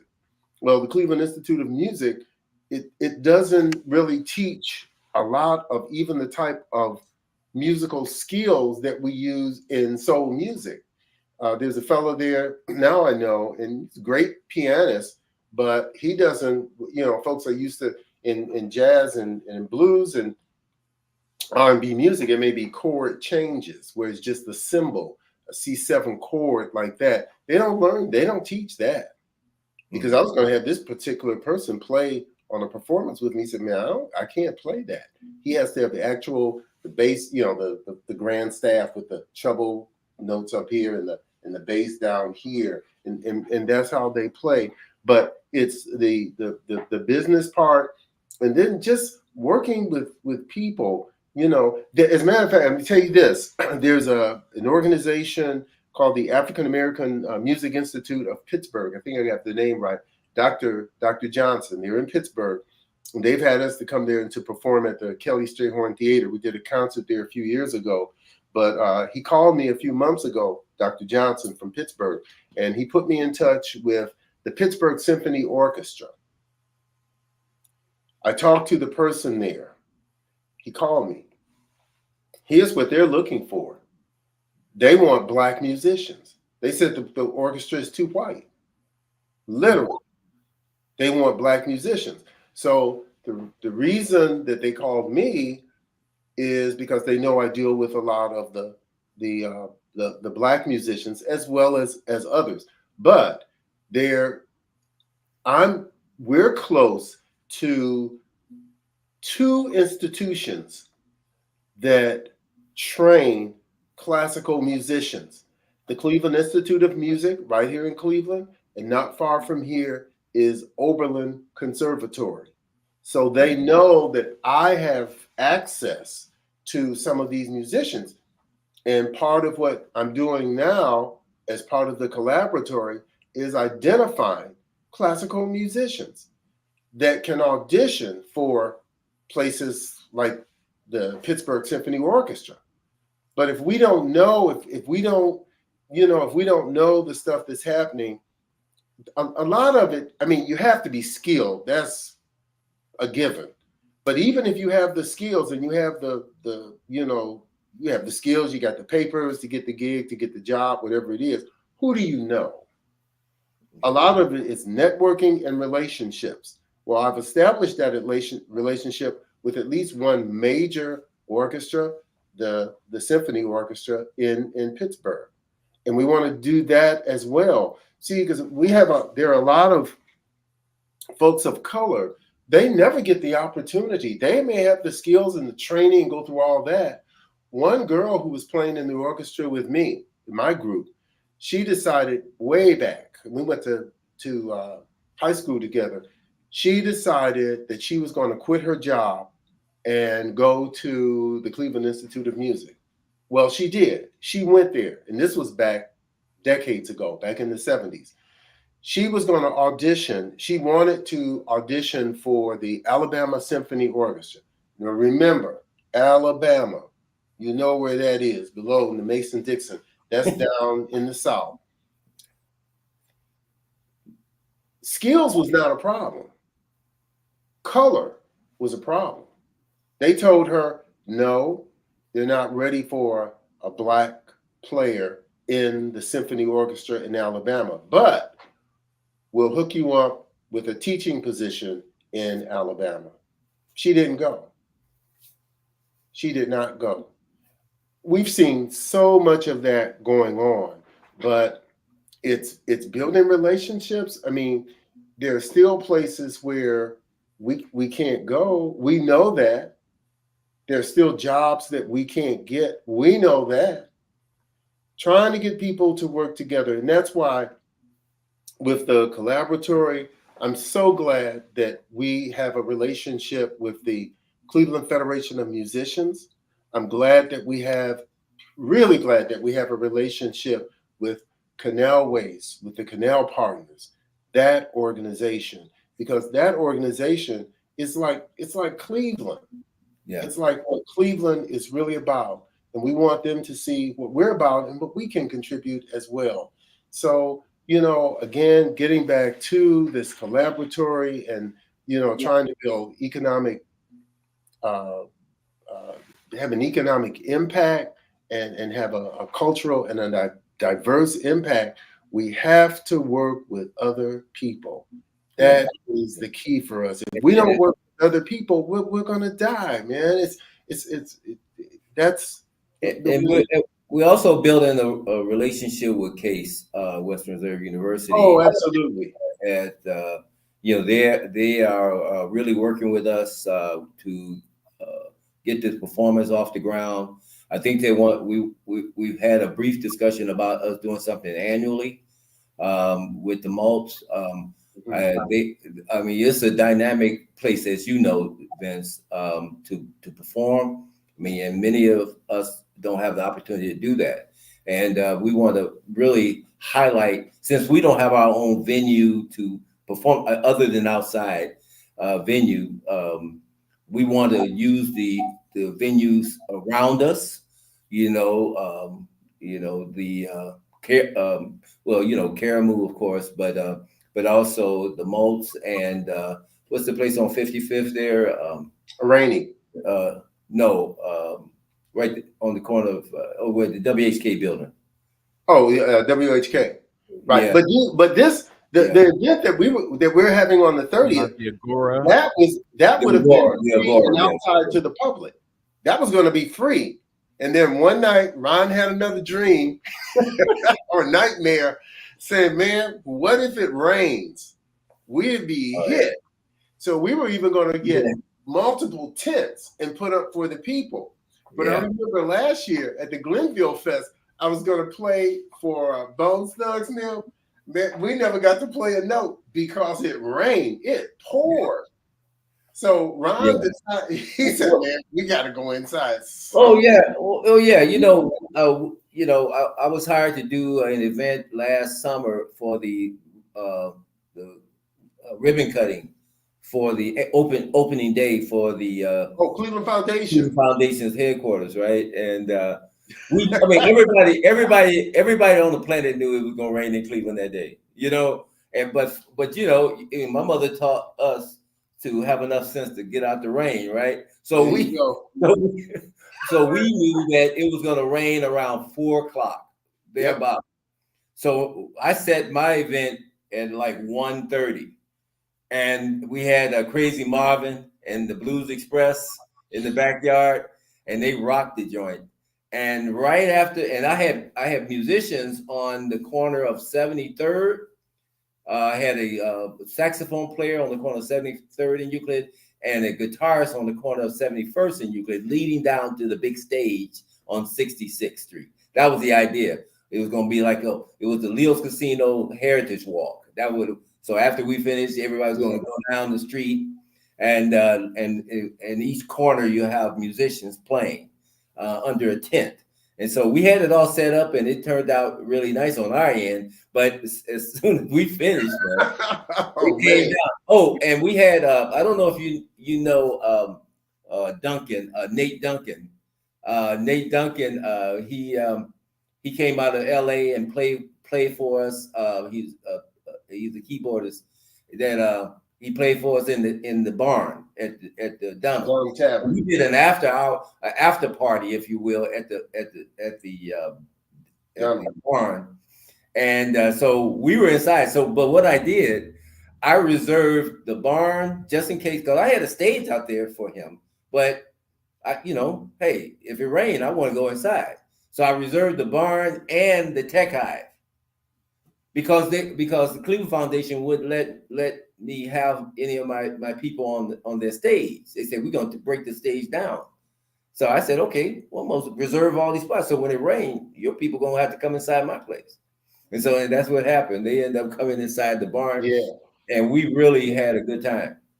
But Yeah. So that's why our relationships now, you mentioned like the WHK, Cleveland, Case Western Reserve University. And we do, it's good to have that educational institution with us as part of this collaboratory, because that is a real key for us, man. Yeah. That's why we're able to go into the Maltz, because the Maltz Performing Arts Center is owned by it's beautiful that they are reaching out to the community like that. Julian Rogers really facilitated this opportunity for us, as well as Jason Cohen over there at. They're both part of Case Western Reserve University. Yeah. And so they made it happen for us. Yes. Mm-hmm. Yeah. Well, I want to point out something, and I hope that I'm not stepping on anyone's toes as I talk about this, but it's kind of a painful reality. And I talk about this as a member of the board for the Cleveland Jazz Orchestra, and someone who, as you know, is kind of plugged into the arts scene on a certain level. One thing that I've noticed is that there's a certain level of elitism when it comes to orchestral settings, and Fred, you talked earlier about the sister who didn't get the opportunity to play, but they wanted to give her an opportunity to teach. That's right. When you look at institutions like the Cleveland Orchestra, the Cleveland Jazz Orchestra, and other situations that involve people who have an academic background when it comes to music, that's one of the things that excludes us from opportunities within those realms. You get a job with the Cleveland Orchestra, do you think you're going to work that job for a couple years and step down? No. If you can, that's your career. So when you look at these orchestras, you got folks that have been placekeeping within the orchestra, but the placekeeping it results in a lack of opportunity for others to do that. So when you look at the orchestra, you see very few Black folks. That's why I really appreciated what you said about the diversity within your own orchestra. And I wanted to chime in when you started talking about that. Mm-hmm. Your boy Junior, man, on those congas. Well, right. Junior's just one now. I know. I just give me this moment. I just want to mention, when I witnessed that performance at Richmond Heights High School, I was hearing that conga drum all through it, and I'm like, wow, and it's just so authentic, and it's, for me as a percussionist, it's beautiful, But yeah. I'm saying this all to say that we can contribute no matter what our background is. Sammy De Leon, he's not a classically trained musician, but he plays with the Cleveland Jazz Orchestra. And it's vital to have his presence in that situation, but that should just be scratching the surface. We have to create opportunities within these orchestral settings to involve the community, because specifically when we look at classical music and jazz, that's a very, very small part of the spectrum of popular music. So when you think about jazz, you go to a jazz concert, it's a lot of white folks. No disrespect to white folks. Right. And it's a lot of older people, because that was the music of their era and that's what they relate to. If you talk to somebody young today and you mention the name like Charlie Parker or who else? Oscar Peterson. UB Blake, any of the greats. They have no idea. They don't know about it. They don't relate to it. Sometimes they're really into contemporary music, but then when you look at contemporary hip hop music, for instance, you see the impact that jazz had on it. Who are the sampled artists? That it's there. They know about the remix, but they don't know about the original. So I'm saying all that to say that, when we look at these orchestras, we see a dynamic that is begging for change, because you're not going to change your audience until you change who's up on the stage. You know what they're doing now? That's why we need that museum, though. That we need to have a place to lay out the history and the connectivity of these music genres. That's right. That's right. Many of the major orchestras now to keep their population going, with attendance. What they do, they incorporate R&B artists, jazz artists, a lot of R&B artists. You're going to see doing shows with like Cleveland Orchestra. It's not just the Stravinsky or the Bartok and Bach and Beethoven. They actually will play music from other genres of music, and they've also over, I guess, quite a few years now, they'll even have like the film, like it could be a Superman or with the John Williams music, the score. So the orchestra will be playing, for instance, the Cleveland Orchestra.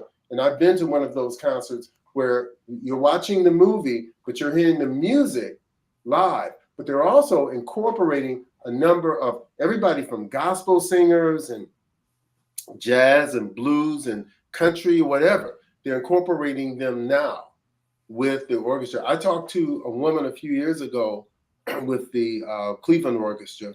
She was in charge of like the educational part of what the Cleveland Orchestra does. She wanted me to take my bus, and take it into different communities to teach.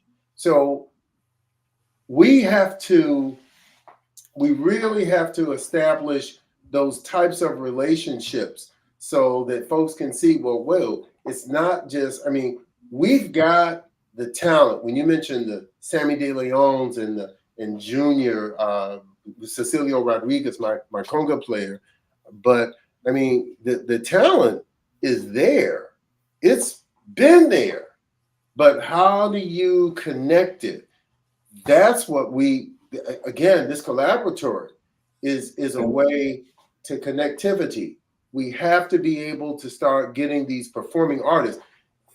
Wait till you hear the spoken word people that's with the Collaboratory. It's mind-boggling.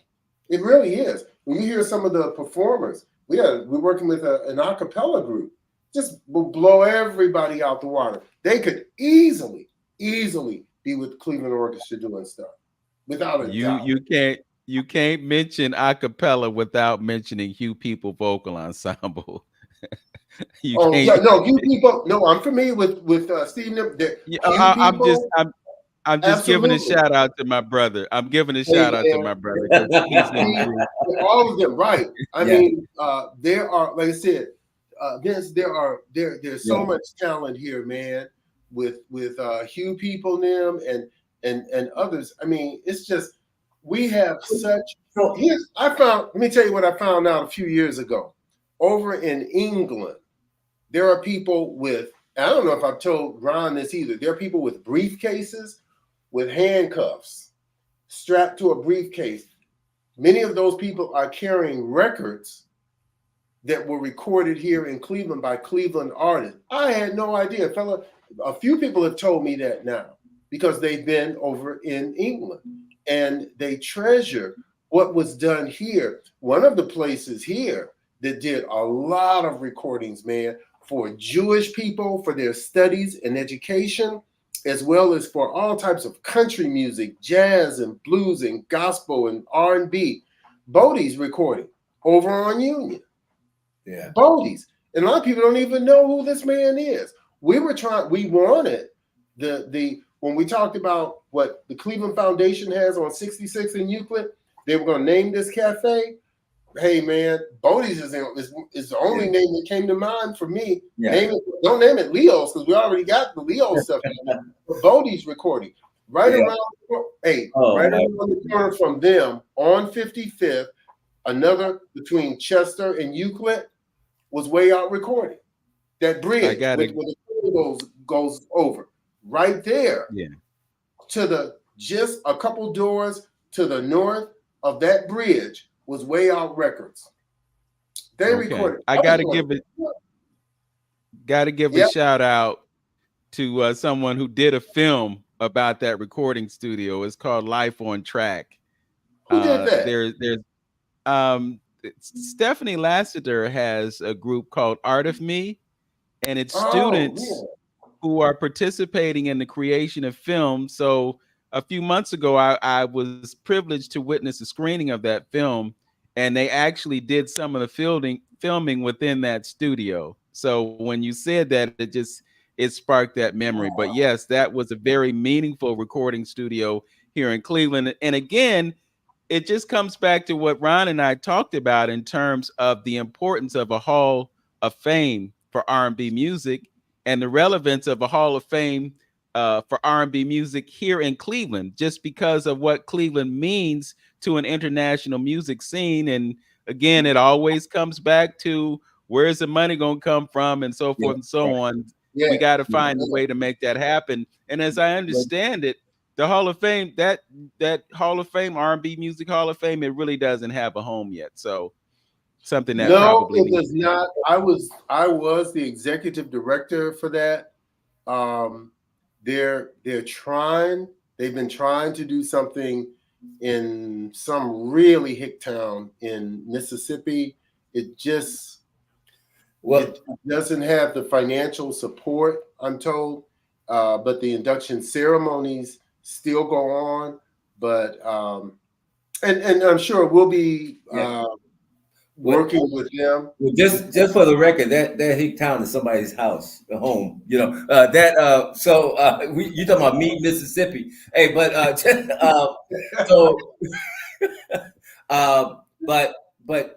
but surely, you know, we have no problem working with anybody.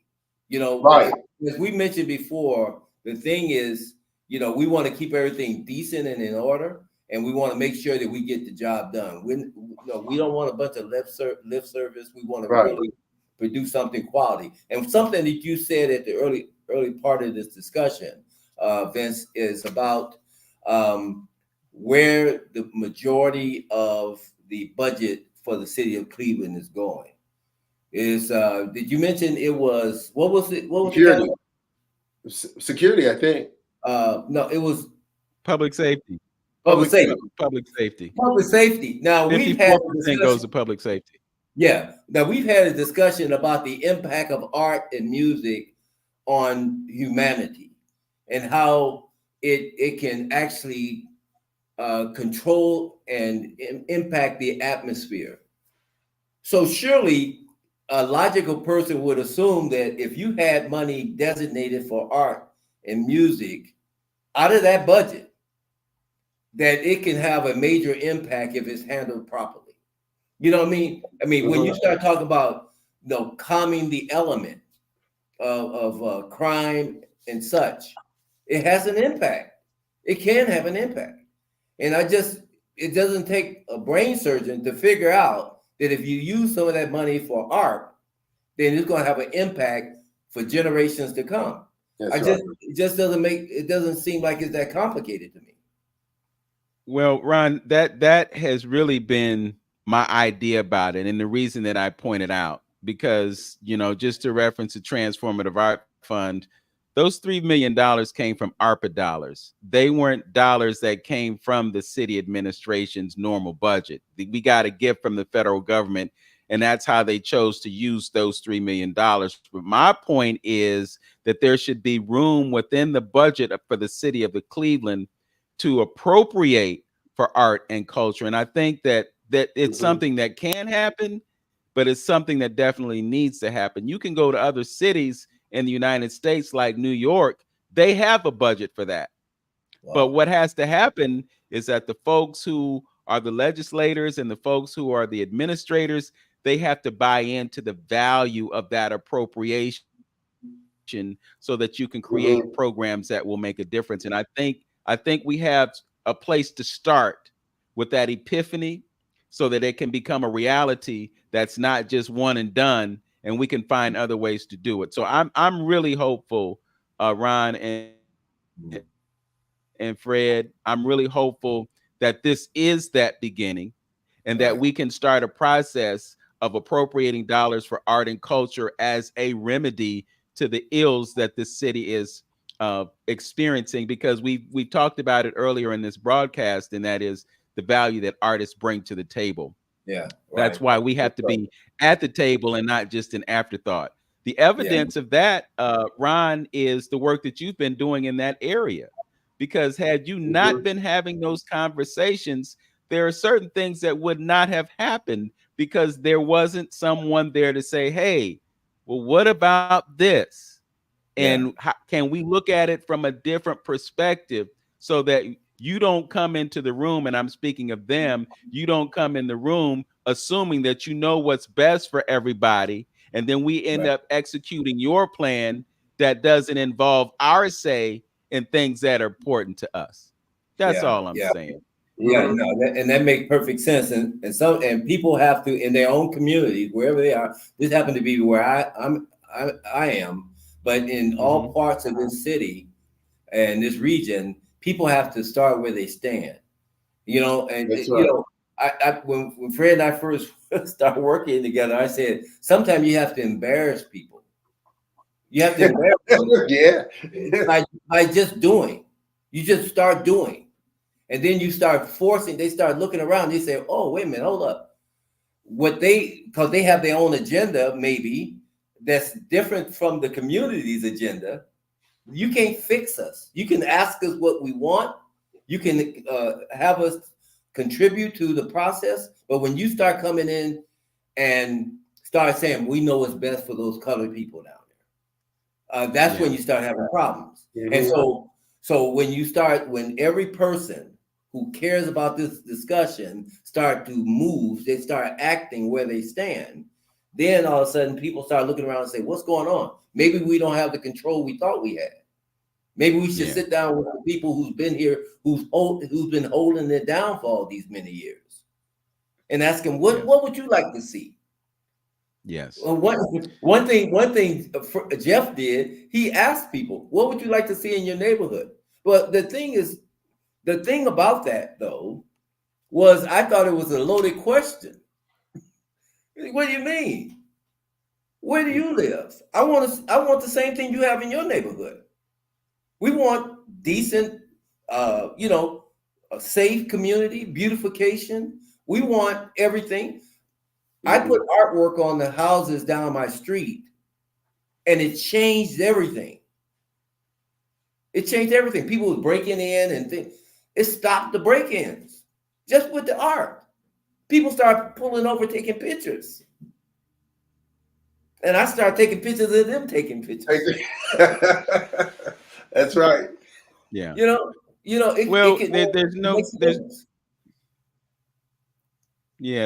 no question that implementing art is transformative. It's just like putting murals up and so forth and so on. You know, when you're driving through a community, and I live in Cleveland, I live in Glenville. I'm 3 blocks away from Bracknell. Okay. And when I go for my walk, I walk down 105 before it becomes Bracknell Road. And I walk past that mural that depicts the East Side Market, and I see the condition that it's in right now. I know that it was a good idea when they did it, but it was kind of short because it needed to be more than it was, and it needed to be protected so that it wouldn't be deteriorated like it is right now. But the point is, when you're driving through neighborhoods and you see the decay and you see the degradation, it lowers your vibrational aspect at that point in time. And that's why when you put up that art on your street, it changes the energy of that street because you have something that's vibrant and not something that's decaying. That's why we have to start investing in these kinds of things so that we can change the vibration and the energy of our neighborhoods. That's why it's so important for us to have places where we can perform so we don't have to go down to Playhouse Square. You know, we're seeing a few venues here and there. There's a place in Garfield Heights I haven't been to yet, but there's some type of ballroom down there, and Robert Hubbard is doing performances there and so forth and so on. So we have places to perform right now. You know, but we have to expand those kinds of things so that we can make art and culture accessible to communities and not always have to go all the way downtown. That's why what's happening in Hough is such an important thing. because it provides access to the very thing that is saving us. It's just like you said, Dr. Wheat, before. If you didn't have that music, there would be something missing. I didn't get to point this out, but I think you did point it out about the role of music in protest. You know, you go back to the 60s, we were singing We Shall Overcome. It was meaningful. You know, if you go to a protest today, I witnessed the protest that was happening at the University of Chicago. And those students were out there standing up to the authorities, and they were singing what was important to them in that moment. It just speaks to the power of music. It speaks to the power of art. And without art, this would be a terrible place to live in. So I just happen to think that art is the answer. I need to trademark that and put it on a t-shirt. Art is the answer, and we need to exercise that. Brothers, we've been on for almost 2.5 hours, and it's a great and rewarding conversation. I know folks ain't gonna watch for 2.5 hours. I think people kind of come in and they can stay as long as they can, and then they move out. But the beauty of what we're doing is that the entire conversation, with the exception of the first 5 minutes that I didn't hit the live button, are in this conversation, and they've been preserved for eternity, so people can come and take what they will from it. But I would be remiss if I didn't give you an opportunity to promote what you want to promote. I know you want to promote the concert on June 30th, so I want you to give us the full details on that. I will post them in the description of this video so that folks don't have to watch the whole thing to get this information. I'm also going to drop the information about the Emoji Parade and Festival. I got a text message from Brother Lynn, who is the co-host of the show that happens between 11 and noon. So on June 23rd, 2024, there's going to be a Juneteenth ball. It's going to be at the Mediterranean Party Center. Tickets are $25 and $45, and you can contact Lynn Hampton at 216-323-6155. You can also get with Sister Queen, and there's something that's blocking her. Okay, here it is. Looks like it's 614-516-5584, and I'll put those numbers up. So that's going to be June 23rd at the Mediterranean, and this is brought to you by the Carter G. Woodson Project. And then on the 29th, there's going to be a festival, and it is from 1 p.m. to 7:30 p.m. It's going to be at Mall C, downtown Cleveland, and they're going to feature Carlos Jones in that performance. So I told folks I was going to mention this, and all this time went by that didn't mention it. So here it is, and I'll post this information. So with all that said, Brother Ron, Brother Fred, you want to give us a detail about what is it, Funk or Fight? Funk not Fight. Love Fest. And I'm gonna let Mr. Leo's Casino go ahead and give us the info. Go ahead, lay it out. No, Funk Not Fight. Not Fight. Love Fest. We were just going to do Love Fest through Ron. Once we hooked up with Bootsy Collins and his entourage, it's like, well, whoa, now we've got the Love Fest. Funk Not Fight. Love Fest. It's going to be at the Maltz Performing Arts Center on June the 30th. That's a Sunday. So all of you just come out. Tickets are $32. You can go to the Maltz site and purchase tickets. And we have a number of performers. Of course, Bootsy and his wife, they're in scene, the master of ceremonies for the show. They're hosting. But we have everything from spoken word, all types of live music. It's going to be a lot of fun, rain or shine. Thanks to Ron's dream, we won't be outdoors. It'll be indoors. And it's going to be a few hours of nothing but just joy. Finding out more about what this program is about. Also on the 22nd, and this is all part of, there'll be some history given about Leo's Casino as well as the Funk Not Fight program itself. But also on the 22nd, and we just put this together the other day, there will be Well, now I have confirmation that Bootsy's wife will be with us. We can go forward now with a press conference that we're going to be having, and we got to get the time, Ron. But I think it's probably going to be around the noon hour or so at the Collaboratory. Also on that day, we have Bootsy's wife at the stadium for the Guardians game, and she'll be throwing out a first pitch. Now, I don't know how her arm is, but somehow she's going to throw a ball onto the field, and that's all I know. But she's throwing out the first pitch for the game. And then on the 23rd, this is another Collaboratory event. I'll have the orchestra from 12 to 1:30 doing a gospel brunch at the Music Box in the Flats. And then on the 9th of June, it's another Collaboratory. Whenever the orchestra plays, it's part of the Collaboratory. We'll be at B&M Barbecue. That's free. That's on the 12th, the Sunday, or next Sunday, the 9th, whatever it is, whatever that date is. But it's a week from tomorrow. We'll be there, and the second Sunday of each month. But that's what's happening. The biggest thing now that we're looking forward to is the Funk Not Fight Love Fest.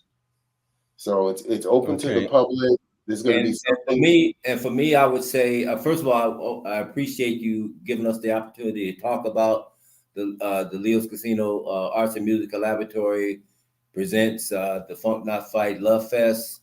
All of this is under the nonprofit Extravagant Care Services, the 501c3 organization. We also have Leo's Casino Radio, and if anybody wants to donate to what we're doing with the Collaboratory, they can go to Leo's Casino Radio, and you'll see PayPal. Or you can contact me, Ron Fuqua, at 216-233-1091, and we can discuss how we can work together, or if he wants to donate. We want to thank the Canalway partners. We're working with them for the first time, and this is something important because they do History Day, Cleveland History Day for the last 7 years, and this they wanted Leo's Casino to be a part of it this year, and so it was kind of interesting how that all came about, but through Mike Miller, he made the connection with us with this organization. And Mike Miller, yeah, he's the owner of the Music Box. Yeah, the owner of the Music Box. That's correct. And we had a discussion the other day about doing a fundraiser there at the Music Box, doing a concert. That may be something I want to talk to you about, Vince. Don't get you. But anyway, I just found out Vince is a musician. So hey, I'm gonna take full advantage of that. Anyway, but that's and again, I want to thank the Maltz as well as Case Western Reserve University and Cleveland Foundation. Before I go, I got a team of young people that've been working with me on all my events. The caterer, I use one caterer, Heart's Kitchen. I use one decorator, Deluxe Decor decorator. She decorates all my events. And then I have young people, Vince Hill, who handles all my music on Leo's Casino Radio. I mean, all these people, Howard Ridgway, who's been my strong supporter ever since I was in high school, but he's with me. Usher Scott, all these people who have been working with us, donating their time. They see the vision, they see what we're trying to do, and they're supporting their families, their wives. I thank their wives. You can't overlook that. No, giving their husbands to us. Okay. Well, I can say it's been real. Yes. Definitely that. But just keep doing what you're doing, and I am assured that it's going to make a difference. Just remembering that the concert that you guys did at Kent State University last October, Fred. Oh, yeah. It was amazing. For the Black Alumni Association at Kent State. That was amazing. It was just so much talent. Vince, I'll tell you this. The group is even larger now. I've added another percussionist, a Latin percussionist, Gary Socias. His father was with Tito Puente, so along with Cecilio Rodriguez, and a trap drummer. I have 2 Latin percussionists, another person that's part of the Collaboratory. I've always had Kevin Bias with us on guitar, but now I've added a Latin rock guitarist. That's Ed Socias. Aquino. Ed Aquino. I'm sorry, Ed Aquino. Ed Aquino is the second guitarist with us, and Sharina Wynn, who's background vocalist with Eddie and the OJs, Eddie and the OJs, the OJs, Eddie and the OJs. Mm-hmm. But she's going to be singing with us as well On the 30th. On the 30th. Well, before that, actually, when we get to B&M, I'm gonna have her there. Have her with me with the gospel brunch. But let me throw this in because I was privileged to interview Richard Bona before he was at the Maltz last April 16th. Hopefully, we can have a conversation with Bootsy on the air before the event, and perhaps that'll create a greater awareness of the event and put some black butts in those seats at the Maltz. That'd be exciting. Yeah. Yeah. Hey, that sounds fantastic. And Vince, we're creating Chocolate City over here. You know, I know that Third Space Lab, they use the term Chocolate City over there, but that's not the real Chocolate City. We over here. Okay, well, you know, East Chocolate I got my water tumbler that's got Chocolate City on it, man. It's one of my prized possessions. So wow. Whatever we got to do to make this reality, whether it's you or them or both, you know, this is Chocolate City. We're Collaboratory. We collaborate. Hey, the beauty thing, you know, in Memphis they have Soulsville, right? Mm-hmm. And which, you know, of course, Isaac Hayes wrote a song about it, the whole deal. See, we have to create our own image here. We have to create our own territory. So we're marking up our territory, and this is the space that we're going to have for artists and musicians. This is the campus, and that's the whole thing. It's all about the music and the art. Didn't Parliament Funkadelic have an album called Chocolate City? Oh yeah, that's right. Sure did. Wow. Yeah, they did. Okay, Chocolate City is the vanilla suburb. You should have pulled that one out. I just thought about it. Because what I've done, I've written some of Bootsy songs that we'll be doing too at the Funk That Fight. Yeah, I picked some of his stuff to do in addition to the stuff that we do. But it's going to be a fun field. We're gonna build it up. I'm telling you, every performer. I told them every performer, they're gonna have to come with their A game or they're gonna get shamed off the stage. I'm telling you. Oh man! Every performer from the first to the last. Of course, Fred and his orchestra is gonna be the finale with Bootsy. And we've got so really great performers. I mean, really great. Everybody bring their A game. Yeah. And the Bottom Line Band, oh my goodness, with Stan Davis and his crowd. These guys are, I don't know if you've heard them. I don't know if you were at my event when we had them. He had a small group of them with Ed Edwards, what's his name? Mike Edwards as the drummer. And B. Golden was on keys. Yes. Yeah. Oh yeah. So we're gonna have a great time, guys, and I really hope that your audience come and join us and have a great time with us, because we're gonna blow the walls off.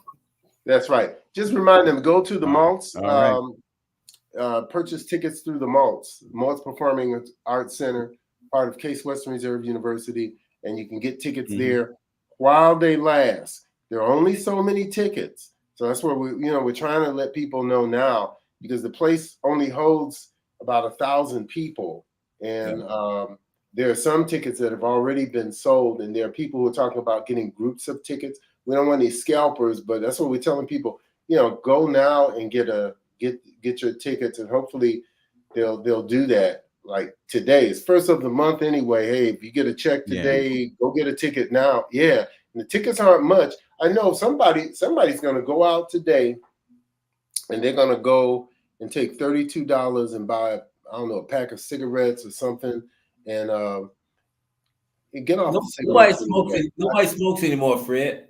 Hey man, whatever they're smoking, whatever they're doing, just get a ticket though. I mean, it supports what we're doing. It supports a great cause.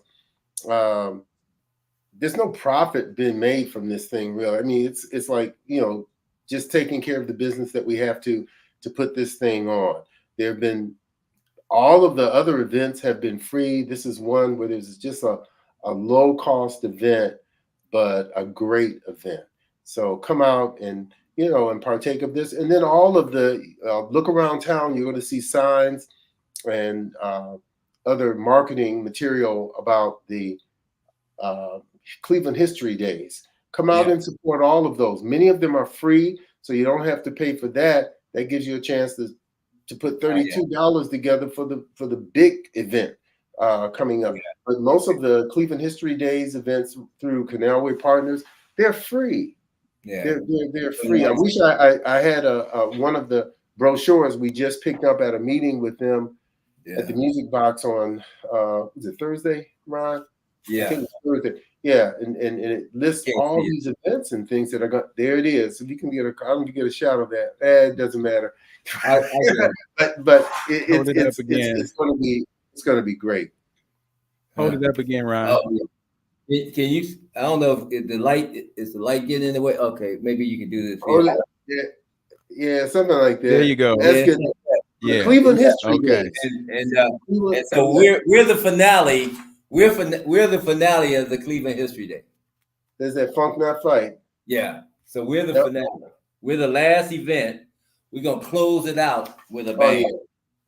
Yeah. Okay. So, and Vince, thank you again for allowing us to come on your show.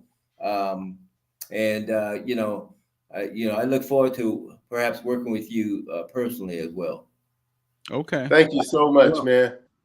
Well, I appreciate your work. I think it's vital. I'll continue to say that, and I'll do what I can to assist in the cause. With that, as always, know yourself, love yourself, be yourself. Make today your absolute best day, everyone. Peace.